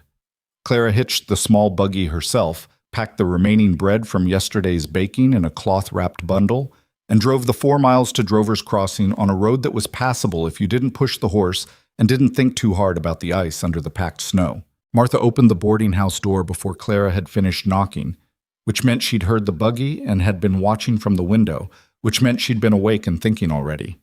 Come in, she said. Coffee's hot. Clara came in and sat down and told her everything in about 4 minutes. The volume demand, the flour shortage, the storm. Sims at the way station with 3 barrels she couldn't reach. Martha listened without interrupting, which was not unusual, but the quality of her listening was different this morning. She was leaning forward slightly, both hands around her cup, her eyes moving while Clara talked as if she was calculating something in real time. When Clara finished, Martha was quiet for about 10 seconds. Then she said, How many days until the Saturday delivery? 30 hours, roughly, maybe 32. If the storm clears tonight, which it looks like it will, Sims could move in the morning. If the road is passable by morning, it might not be. No, Martha agreed. It might not. She stood up and went to the window and looked out at the snow-covered street where the only movement was a dog picking its way carefully along the board sidewalk. What do you need besides flour? I need to not miss this delivery. 1 miss and the penalty clause. I know the penalty clause. What do you need besides flour? Clara looked at her. I need an alternative supply for Saturday if Sims doesn't move in time, and I need... She paused. Martha, Calhoun's mill. If he has reserve grain, even rough milled, I could work with it. But I also need to know if there are any other local sources, anything that doesn't go through the elevator, anything that isn't connected to... Sit here, Martha said. She left the kitchen. Clara sat. She could hear Martha in the front room of the boarding house, and then a door, and then voices. Low, brief. A few minutes later, Martha came back, followed by a man Clara didn't recognize. He was perhaps 45, compact and weathered, wearing the clothes of someone who'd been sleeping and had dressed quickly. This is Frank Reese, Martha said. He's been boarding here since January while he waits out a property dispute. His farm is east of Calhoun's. Reese looked at Clara with the assessing expression of someone who has been woken up before 6 and is deciding how he feels about it. You're the Hale woman, he said. Clara Hale. Yes. Martha says you're in a bind. I am. He pulled out a chair and sat down without being invited, which Clara noted as the sign of a man comfortable with practical urgency. I've got 60 bushels of wheat in my barn, not spoken for. I've been sitting on it because the elevator price went down again in January, and I was waiting to see if it came back up. He paused. It won't, will it? It wasn't quite a question. Clara answered it anyway. Not while Victor Langford has influence over the board. No. Reese looked at Martha. Martha looked at her coffee. I've been thinking about going around the elevator for 2 years, he said. Calhoun and I talked about it last fall. Couldn't work out how. I can give you a direct purchase price 3 cents above elevator rate, Clara said. Same arrangement I have with Calhoun, and if the mill capacity... Calhoun's mill isn't big enough for 3 operations, Reese said. You know that. I know, but for Saturday's delivery, I need what I can get, and then we figure out the larger problem after. She looked at him steadily. Can I buy your 60 bushels? He thought about it for approximately 4 seconds. Yes, he said, but I want the agreement in writing. I'll write it this morning. He stood up. I'll get dressed properly and we can go to my storage. You can take what you can carry today, and I'll bring the rest when the road clears. He left the kitchen. Martha topped up their coffee without comment. You knew he was there, Clara said. I knew he was there, and I knew about his grain, and I knew about his argument with the elevator board because Frank Reese is the kind of man who talks when he's frustrated, and he's been frustrated for 2 years. Martha set the coffee pot down. I've been running a boarding house for 16 years. I know what everyone has and what everyone needs. I just haven't always had a reason to introduce them to each other. Claire looked at her. Is there anyone else? In this county, there are 4 other small wheat growers who are getting robbed by the elevator price and know it. There are 2 women running farm operations alone, widow situations, who have produce and eggs and preserved goods that they've been selling piecemeal because nobody has offered them a consistent buyer. Martha paused. There's a man named Dobrescu who has a smokehouse operation and who has been trying to get a supply contract with the railroad camp for 3 years and keeps getting told they already have a supplier. Do they have a supplier? They have a Langford-adjacent supplier, yes. Clara was quiet. She was thinking about scale, the difference between what she'd been running and what was sitting in this room waiting to be connected. It was larger than anything she'd planned for, and the timing was terrible, and the ground was icy, and Gideon was 12 miles north of here on a cold horse, and she had 30 hours to make a Saturday delivery. But she was also thinking about what Martha had said in December, the first time she'd mentioned Langford's name. He goes after people who can't fight back effectively. One ranch with a flour shortage could not fight back effectively. One ranch connected to every independent grower, miller, and producer in the county that Langford had been quietly suppressing for years. That was a different thing entirely. I need to meet all of them, Clara said. After Saturday, after we get through this immediate problem, I want to meet every one of them. Martha nodded once, without surprise. I thought you might. The next 24 hours were the kind that either build something permanent in a person or break them, and Clara understood afterward that she'd been close to both at various points. She drove to Reese's farm storage in the cold and assessed his grain and wrote the purchase agreement on paper she'd brought in her coat pocket. Martha had mentioned being prepared for paperwork, and Clara had taken this seriously enough to carry it everywhere. She took 2 sacks in the buggy, and Reese promised to bring the rest by mid-Friday if the road allowed. She was back at the ranch by noon. Gideon arrived from Calhoun's at 3, cold through and slightly irritable in the specific way of a man who has ridden 12 miles in near-freezing weather and is pretending the physical discomfort is not affecting his mood. Calhoun has 40 bushels he can release, he said, pulling off his coat at the door. He'll bring it himself tonight if the road's clear enough. He has a covered wagon. Reese has 60. He's bringing half today, half tomorrow morning. Gideon stopped with his coat in his hands. Reese, how's that? Martha. He hung up his coat. Of course, he said. Gideon, I need you to start baking tonight. I'll set the starter and portion the first batch before supper, and we run through the night if we have to. He looked at her for a moment, at her face, which she knew showed the exhaustion she'd been carrying for 3 weeks, and the specific tension of someone holding a complicated thing together by willpower and arithmetic. He didn't say you look tired because they were past that kind of observation. He said, I'll get the wood in. Calhoun arrived at 8 that evening with 40 bushels in his covered wagon and a woman Clara hadn't met.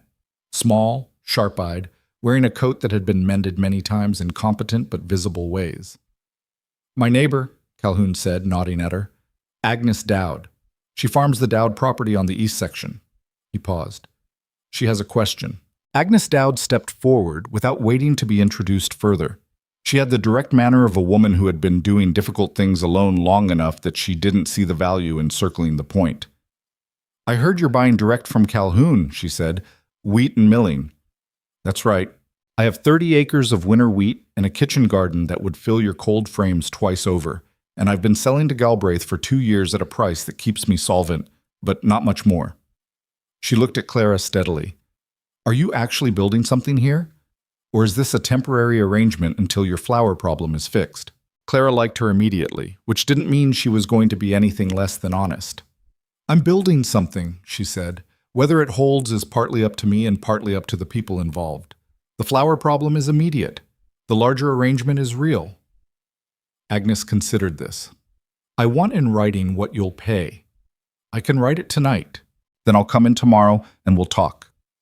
She turned back to the wagon without ceremony, said something to Calhoun that Clara couldn't hear, and drove off into the dark. Calhoun watched her go with something that might have been amusement. She's been waiting for someone to offer her an alternative for 2 years, he said.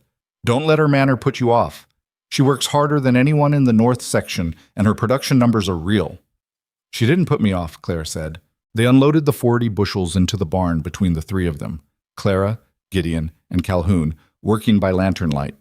And then Calhoun drove back north, and Clara and Gideon went inside and started baking. They worked through the night in the way that people who are frightened and determined work, quietly, efficiently, without the luxury of stopping to assess how they feel about it.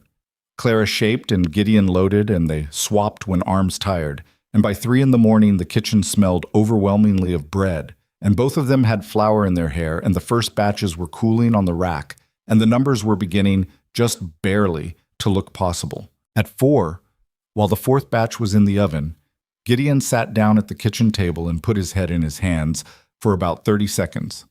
Clara kept working. After 30 seconds, he lifted his head and picked up the pace notes she'd made for the morning's production schedule and started reading them. We're going to make it, he said. It was not a confident declaration. It was the statement of a man looking at the numbers and finding them short of a guarantee but north of impossible. We're going to make it, she agreed, the same way. At 5:30, while it was still dark, they heard a wagon in the yard. Clara went to the door. It was Reese with the second half of his grain, 2 hours earlier than she'd expected. Couldn't sleep, he said from the wagon seat. He was looking at the lit kitchen window, the smoke coming from the chimney, the general evidence of a household that had been awake all night. Figured you couldn't either. Come in, Claire said. There's coffee. He came in. He looked at the bread racks and said nothing for a moment. Then he said, You baked all night. We needed to. He sat down and Clara poured coffee, and Gideon came in from checking the oven, and they sat, briefly, 3 tired people at a kitchen table at 5:30 in the morning. It was not a momentous scene.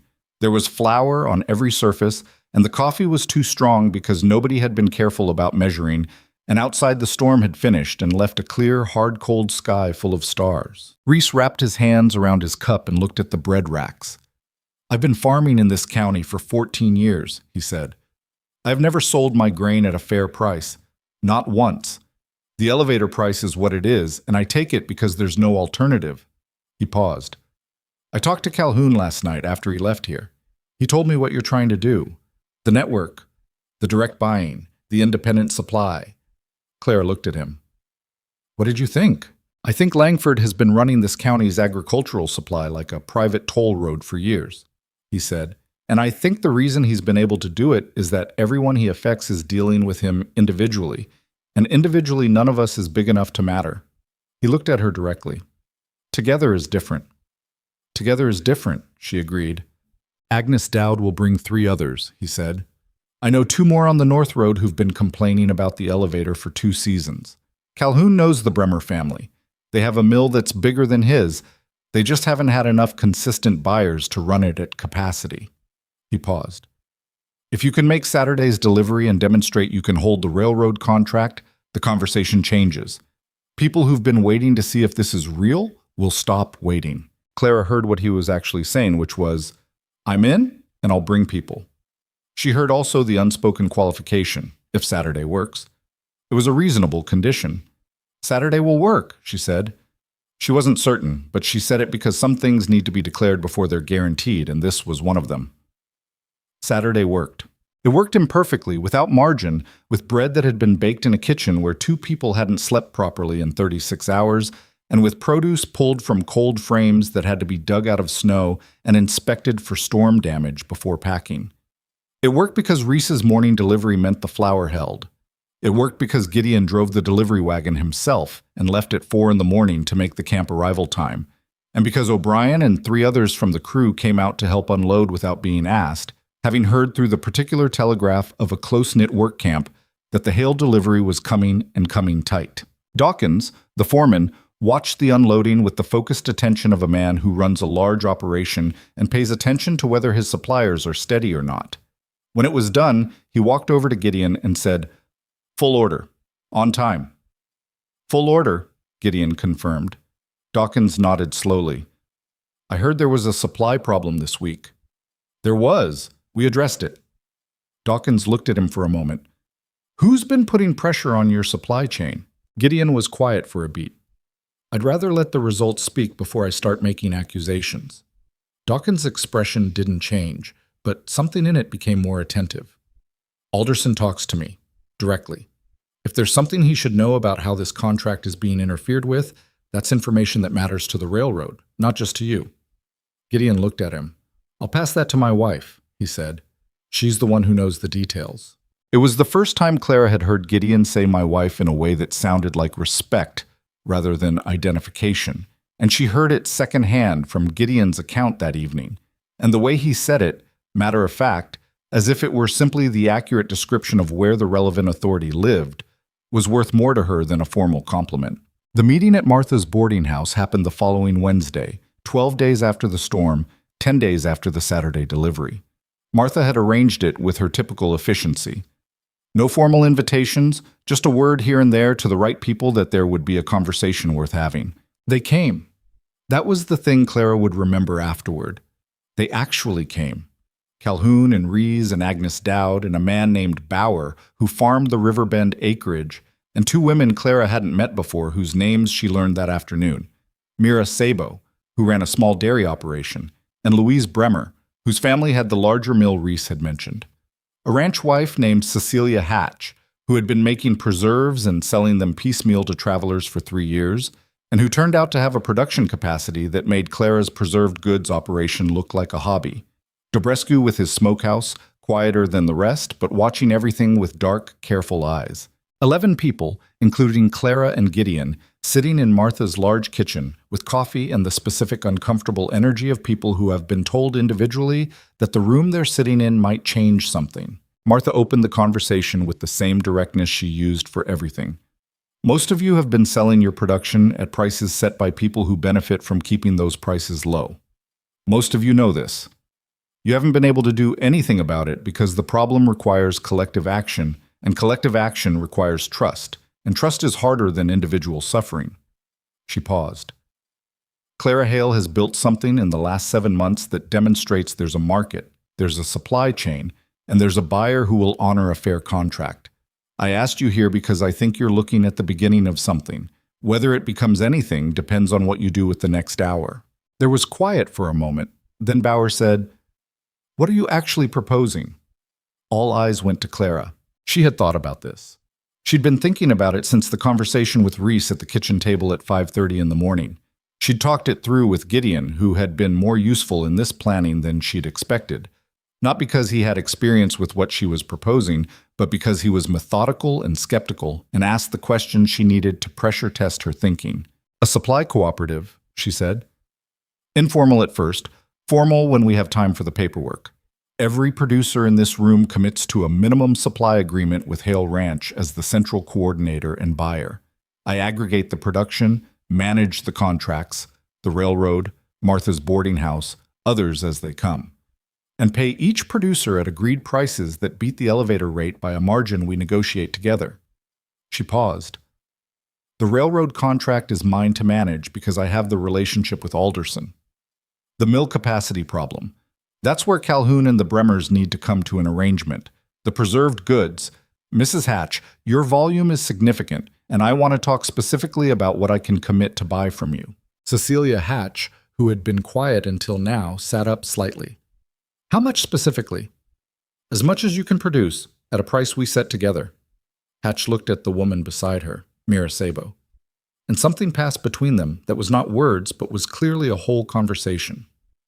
Agnes Dowd said, "What happens when Langford finds out and starts leaning on the railroad to cancel your contract?" The room shifted. It was the question everybody had been thinking. Clara said, "He may try that." "Which is why what I'm proposing matters.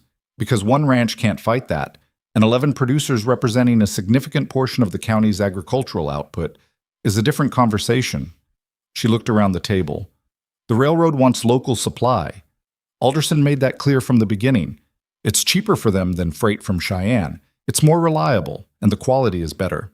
If Langford tries to use his influence to cancel a contract that's working well and replace it with his own more expensive arrangement, that's not just inconvenient for Alderson.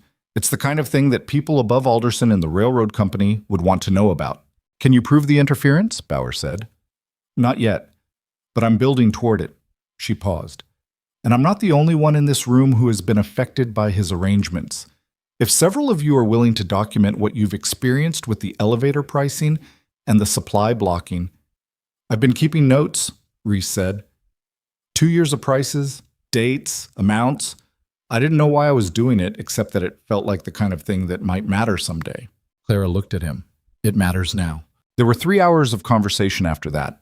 Specific, sometimes difficult, occasionally loud in the way of people who have strong opinions about prices and logistics, and the question of who controls what and what commitment means when the weather turns bad or a crop fails. Agnes Dowd and Louise Bremer had a sharp exchange about mill capacity and delivery scheduling that had to be mediated by Martha, who did it with the efficiency of someone who has handled a great many disagreements in a kitchen. Dobrescu said almost nothing for 2 hours, and then made 3 specific practical points about cold chain logistics for smoked meat that were so useful that the conversation reorganized itself around them. By mid-afternoon, they had agreed, not on everything, not with a formal document, but in the fundamental way that matters, that this was worth trying together. Walking back to the buggy afterward, Gideon was quiet for a while. Then he said, 6 months ago, this was a front yard with decorative gravel. 7 months, Clara said. And now there are 11 people who are going to change how they do business because of it. She untied the horse from the post and checked the traces. It's not because of the garden, she said. The garden was just the start. These people were here the whole time. They just needed something to attach to. Gideon was quiet again. He helped her up into the buggy without being asked, which was a small thing and not a small thing. As she took the reins, he said, I owe you more of an apology than I've given you. She looked at him. For the beginning, he said, for all of it. The money I didn't tell you about and the front yard and the way He stopped. I handled almost everything wrong and you fixed it anyway. She thought about the right answer. Not the generous one, not the dismissive one. The true one. You fixed it too, she said. You just started later. He made a sound that was not quite a laugh and not quite an argument. He climbed up beside her and she moved the horse forward, and they drove back through the clean, cold afternoon toward the ranch, which was not a decorative property anymore and had not been for a long time. The cooperative had no name yet. The documents were unwritten. Langford had not yet played his next move, and Clara knew he would play one because people like Victor Langford did not accept the restructuring of their advantages without response. The railroad meeting was 2 weeks away, and the volume requirement was not fully solved, and the Bremer's mill capacity question still needed an answer. But 11 people had sat in Martha Boone's kitchen and agreed to try, and that was the thing that had not existed before and existed now. It was not nothing. It was, in fact, the whole thing. She drove home with Gideon beside her and the cold frames visible from a half-mile out, their glass catching the late afternoon light, and the garden beneath the glass still growing. The letter from the railroad's regional office arrived on a Monday, 10 days after the boarding house meeting, and it was not addressed to Clara.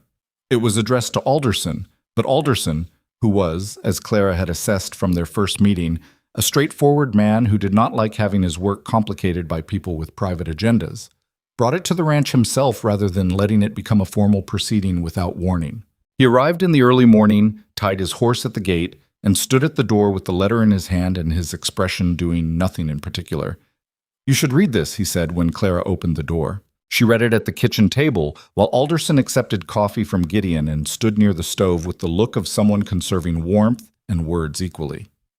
The letter was from a man named Hargrove, identified as Regional Supply Coordinator for the Union Pacific's Wyoming Division. It cited concerns about the Hale Ranch contract, specifically questions about production capacity and supply reliability, and requested a formal review meeting at the Drovers Crossing Railroad office in 12 days. The language was bureaucratic and careful and did not name any source for the concerns raised. It did not need to. Clara knew the shape of this the way she knew the shape of a coming storm. She folded the letter and set it on the table. Hargrove, she said. He came into his position 14 months ago, Alderson said.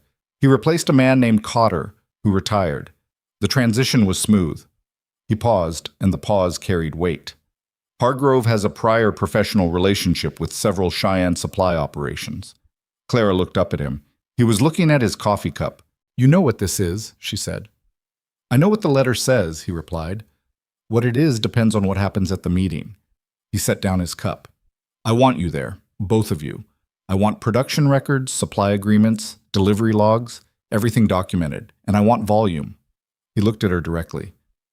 Whatever you have been building with the local producers, I want it visible. I want numbers that make the reliability question look like what it is. Which is? A question being asked by someone who already knows the answer and doesn't like it. He left without further ceremony, which was his way. Clara stood at the door watching him ride back toward the camp and felt the specific weight of 12 days settling onto her shoulders. Gideon came to stand beside her. How bad is it? It depends on what we walk in with, she said. If we walk in with documentation of consistent delivery, a supply network with real production numbers, and independent producers who can speak to what we've built, it's manageable. She paused. If Hargrove has already decided the outcome, then none of that matters, and we're in a different kind of fight. And if it's the second kind? She turned away from the door. Then we make enough noise that the people above Hargrove hear it. The 12 days that followed were not the exhausting, sleepless grind of the storm week. They were something harder in a quieter way. The sustained effort of building a case out of scattered materials, of gathering everything they'd done and making it legible to people who had not been watching. Clara went through every delivery log, every purchase agreement, every page of the ledger, and organized it into a record that told the story of 8 months of consistent supply without editorializing, because the numbers themselves were the argument and she trusted them. She sent word to each cooperative member. The response was better than she'd hoped and more complicated than she'd expected, which was the nature of working with real people rather than the theoretical allies she'd imagined at the boarding house table. Reese came immediately and brought his 2 years of elevator pricing records, which were exactly as damning as he'd implied. A clear, documented pattern of price suppression, coordinated with what appeared to be an annual review cycle that never resulted in improvement. Agnes Dowd brought production records and a letter she'd written and never sent to the elevator board, which contained enough specific detail about pricing irregularities that Martha read it and said quietly, "This is the kind of document a lawyer would find useful." Calhoun drove in on a Wednesday with his mill records and a neighbor Clara hadn't met, an older man named Garfield who had been farming the county for 30 years and who sat at Martha's kitchen table and described, in the flat, unhurried voice of someone who has made peace with old anger, how Victor Langford had systematically undercut every attempt at independent supply organization in the county over the past decade. He named dates. He named amounts. He named 3 operations that had been driven out of business by the same combination of pricing pressure and supply interference that was currently being applied to Hale Ranch. Clara wrote everything down. Louise Bremer came with her husband and a full accounting of the mill's capacity, not just current, but projected through the summer, numbers that demonstrated that the supply reliability question in Hargrove's letter was not a real question at all. Mira Sabo brought dairy production records. Cecilia Hatch brought a ledger of preserves production that was frankly impressive in a way that made Clara slightly ashamed of her own earlier efforts in that area. Dobrescu came last, the evening before the meeting, and sat across from Clara at the kitchen table and placed a folded document between them. "What is this?" she said. "A sworn statement," he said, "from my brother-in-law, who works freight management in Cheyenne." He looked at her steadily. "Last November, which is 2 months after your railroad contract was established, there was an internal communication in the Cheyenne supply office suggesting that the Hale Ranch contract represented an undesirable precedent for local procurement and should be reviewed for termination at the earliest opportunity. The communication originated from an office that Victor Langford visits regularly." He paused. "My brother-in-law does not like Victor Langford. He's been waiting 2 years for a reason to say something useful." Clara looked at the document. Then she looked at Dobrescu. "Your brother-in-law could face consequences for this. He knows that. He came to that decision himself." Dobrescu folded his hands on the table. "He has also secured alternate employment, beginning next month. He is not worried." Clara picked up the document carefully, the way you pick up something that has weight beyond its physical form. "Thank you," she said. "Build something that lasts," he said simply. "That's all I want." The morning of the meeting was cold and clear, one of those late April days in Wyoming that feel like the season is finally meaning it. The road was dry and the mountains were visible all the way to their snow-capped ridgelines, and the light had that particular quality of early spring that makes everything look sharp and newly made. Clara and Gideon drove into Drover's Crossing together. In the back of the wagon were 3 boxes of documents and a crate that held 20 loaves of bread and 2 full baskets of produce from the cold frames. Not because the meeting required physical demonstration, but because Clara had decided that the best argument for what Hale Ranch supplied was the thing itself, present and real, and available to be touched and smelled and evaluated by anyone in that room who still had working senses. The railroad office was a plain building near the depot, and when they arrived they found that they were not alone. Reese was there, and Calhoun, and Agnes Dowd. Cecilia Hatch had driven in from the north section. The Bremer family had sent Louise and her husband. Mira Sabo stood near the door with her dairy records under her arm. Even old Garfield had come, which Clara had not expected, standing near the hitching post in his good coat with his 30 years of knowledge of this county written in every line of his face. O'Brien was there too, which was something else she hadn't expected. He was standing with 4 other railroad men in their work clothes. Not as witnesses, not officially, just present in the way that people are present when they want something known without needing to say it formally. Clara stood at the edge of the gathering and looked at all of them and felt something move through her chest that was not pride exactly, and not relief, but something in the difficult territory between them. These were not easy people. They were farmers and laborers and widows and mill operators who had been inconvenienced and shortchanged and quietly pushed around for years. And they had driven or walked or ridden through a cold April morning to stand outside a railroad office because one woman had started a vegetable garden in a yard that was supposed to be decorative. The connection between those two things, the garden and this gathering, was not a straight line. It had been 7 months of hard, imperfect, often frightening work, and it had involved more luck than Clara was entirely comfortable with, and there had been multiple points at which it could have gone differently. She was not naive about that. But here they were. Gideon came to stand beside her and looked at the same thing she was looking at. He didn't say anything for a moment. Then, quietly, "You should go in." She picked up the first document box. He picked up the second. They went inside. Hargrove was already in the room, a compact man in his late 40s, expensively dressed for the context, with the smooth, managed manner of someone accustomed to running meetings in a direction he'd already chosen. There were 2 other railroad men at the table whose names Clara was given and immediately forgot because they had the quality of men present to witness rather than to participate. Alderson was at the end of the table. He looked at Clara when she came in, then at the boxes she and Gideon set on the side table, then back at her. His expression said nothing, but he had poured a glass of water to her seat, which she noticed and appreciated. Hargrove opened with the language of the letter. Supply reliability concerns, capacity questions, the railroad's obligation to ensure consistent provision for its work crews.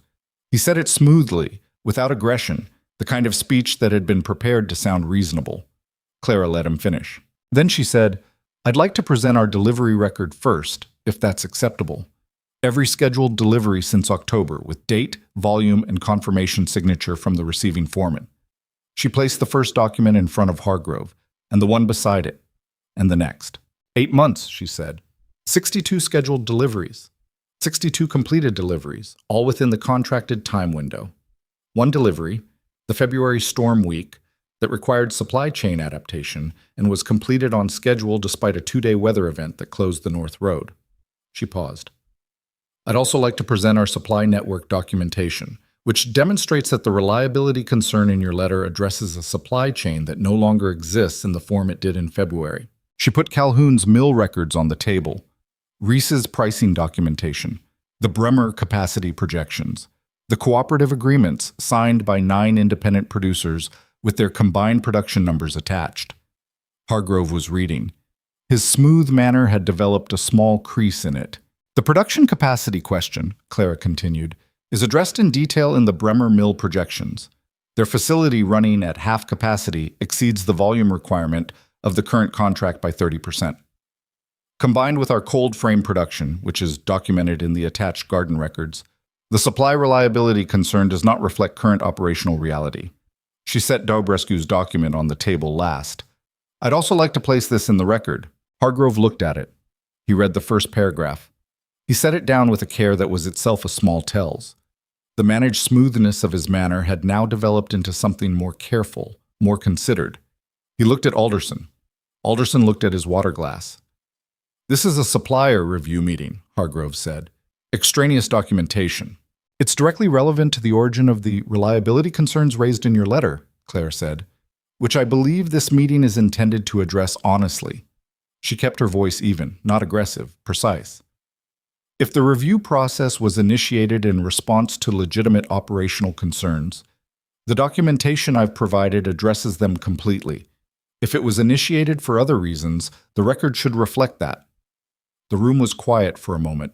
One of the unnamed railroad men at the table shifted in his chair and made a small note on his paper. Clara noticed this. She thought Alderson noticed it too. Hargrove said, "Mrs. Hale, I want to be clear that the railroad values its supplier relationships." "I value this relationship too," she said. "That's why I'm here with 8 months of documentation rather than a complaint." She looked at him directly. "I'd also like to point out that the independent producers represented in this supply network collectively employ or support 47 farming families in this county. A decision to terminate this contract in favor of Cheyenne-based supply would not be a neutral procurement decision. It would be a decision that affects the agricultural economy of Laramie County in ways that are visible and documentable." Another pause, longer this time. Gideon, who had been silent throughout, said from his chair beside her, "Dawkins can speak to the supply quality if the meeting requires it. He's outside." Hargrove looked at the document boxes. He looked at Debrescu's statement. He looked at Alderson, who was still examining his water glass with great attention. "I think," Hargrove said carefully, "that the documentation provided addresses the concerns raised." He gathered his papers into a neat stack, which was the action of a man closing a subject. "The contract will continue under current terms." Clara said, "I'd also like to discuss expansion." Hargrove looked up. "The documentation includes production capacity projections for 3 additional work camps currently being supplied through Cheyenne at higher freight costs than local supply would require." She slid the final page across the table. "The railroad's own stated interest in local procurement, combined with the supply network we've established, makes this a straightforward conversation. I'd like to have it now, while everyone is here." Alderson looked up from his water glass for the first time in 20 minutes. His expression was as carefully neutral as ever. But he refilled his glass from the pitcher, and he pushed the pitcher toward Clara's side of the table. And those were both, she thought, deliberate acts. The contract expansion took 40 minutes to negotiate and another 2 weeks to formalize in writing. What emerged was not everything Clara had proposed. Hargrove's involvement meant that 2 of the 3 camps she'd targeted remained with the existing Cheyenne arrangement, at least for now. But the 3rd came through, and the volume increase it represented was substantial, and the language Alderson inserted about preferred local sourcing for future supply decisions was the kind of language that tends, over time, to become reality. Victor Langford never appeared at the meeting. He was not the kind of man who appeared at meetings where things might not go his way. Clara heard, through Martha, that he had been informed of how the meeting concluded and had made certain remarks about it in private that were unpleasant in nature.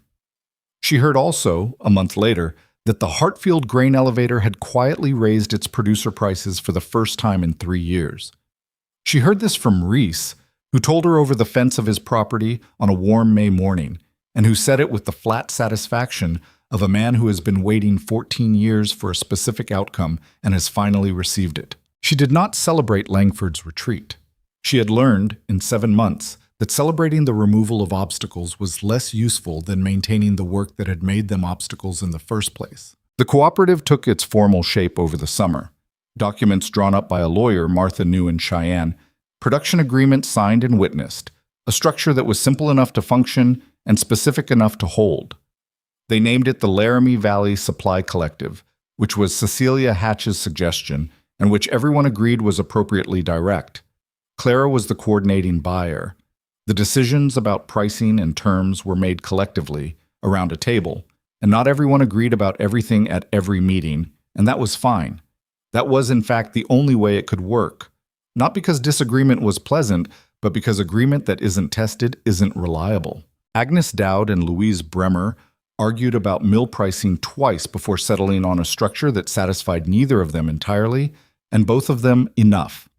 Mira Sabo's dairy volumes fluctuated in ways that required the supply agreements to build in flexibility that Clara initially resisted and eventually acknowledged was necessary. Reese had a bad summer with his north field and came to Clara in August, saying he couldn't meet his committed volume, and they renegotiated without drama, and the shortfall was covered by Dowd's surplus, and the system absorbed the problem and kept moving. That was the thing about building something with real people. It was never clean. It broke in small ways constantly and required constant maintenance, and the people involved were sometimes difficult and occasionally wrong, and the ledger numbers told a story of progress that contained, if you looked closely, several chapters of near misses and quiet panic that never made it into the summary. The debts were cleared by September. Not elegantly, there was one creditor, the Rollins feed supplier, who required a specific conversation that Gideon handled himself, arriving at the man's office with a payment and an apology that he said was harder to give than any physical labor he'd done that year. The man had accepted both. The conversation had been brief and uncomfortable and necessary. Clara paid the last creditor on a Wednesday afternoon and wrote a 0 in the debt column of the ledger and sat with it for a few minutes. It didn't feel like triumph. It felt like the floor becoming solid underfoot. Not exciting, just the correct state of affairs. The thing that should have been true all along. Gideon found her at the kitchen table with the ledger open. "It's done," he said. "It's done." He sat down across from her. He had the look he'd been getting lately when they talked about the operation, something that had traveled a long distance from the polished, frightened pride of the man she'd arrived to in April of the previous year. It wasn't humble exactly. Gideon Hale was too stubborn for easy humility. But it was honest in a way the earlier version hadn't been, and honesty was better. "I want to say something," he said. She waited. "What you did, what you saw in this yard when I was telling you no. I've thought about it a lot." He paused. "I was protecting something that was already gone. I was maintaining the appearance of my father's ranch because I didn't know how to grieve the actual version of it." He looked at the table. "You didn't let me do that. At the time I was furious. I felt like you were taking something from me." "I know," she said. "You were taking the pretending away," he said. "Not the ranch." She looked at her husband. He was not a simple man, and he never would be, and there would be other arguments about other things, and the business would continue to create pressure that landed between them in ways neither could entirely predict. That was marriage, not the resolution of difference, but the ongoing navigation of it. "Yes," she said, "that's right." He reached across the table and put his hand over hers. It was not a dramatic gesture. It was just his hand, rough-knuckled and flour-stained. He'd been helping with the baking again that morning, resting on top of hers on the open ledger. "Thank you," he said. Outside, the front yard was in full summer production. Rows of vegetables and herbs running to the road's edge, the cold frames pushed aside for the season. The stand with its painted sign and its daily regulars. The iron fence was still there, which Clara had kept not for decoration, but because it was useful for training the climbing beans she'd planted in May along its length. The elm trees had grown enough to provide actual shade now, which meant the south edge of the garden held moisture better through the dry summer weeks. It did not look like the yard Gideon's father had kept. It did not look like anything she'd planned specifically, because plans rarely survive contact with Wyoming clay and railroad schedules, and the particular stubbornness of real plants in real soil. It looked like something that worked. That fall, a woman drove out from Drover's Crossing specifically to ask Clara about the garden. A young woman recently arrived with her husband on a property 2 miles east, who had looked at the decorative gravel in her own front yard and was, she said, thinking about doing something different with it. Clara walked her through the cold frames, showed her the soil preparation, explained the drainage issue in the east corner and how they'd addressed it. She gave her seeds from the kale variety that had survived the first November and the herb starch she'd been meaning to divide anyway. The woman asked, at the gate, "Did your husband mind when you started?" Clara thought about the honest answer. "Yes," she said. "How did you handle that?" "I dug up the yard anyway," she said, "and I made sure the results were real enough that the argument became about something else." The woman looked at the garden, at the stand, at the property that had become what it had become. "Was it worth it?" she said. Clara looked at the same things, at the beans climbing the iron fence, at the cold frames catching the October light, at the road running east toward the railroad camp and west toward Drover's Crossing, carrying, as it always had, the hungry traffic of a country building itself out of hard ground. "Ask me in another year," she said. "The answer keeps getting better." The woman laughed, a real laugh, surprised out of her, and drove away with seeds in her coat pocket, and Clara watched her go and then turned back to the stand because there was still an hour left before noon and a supply delivery to confirm and a new entry waiting in the ledger. She picked up her pen and started writing.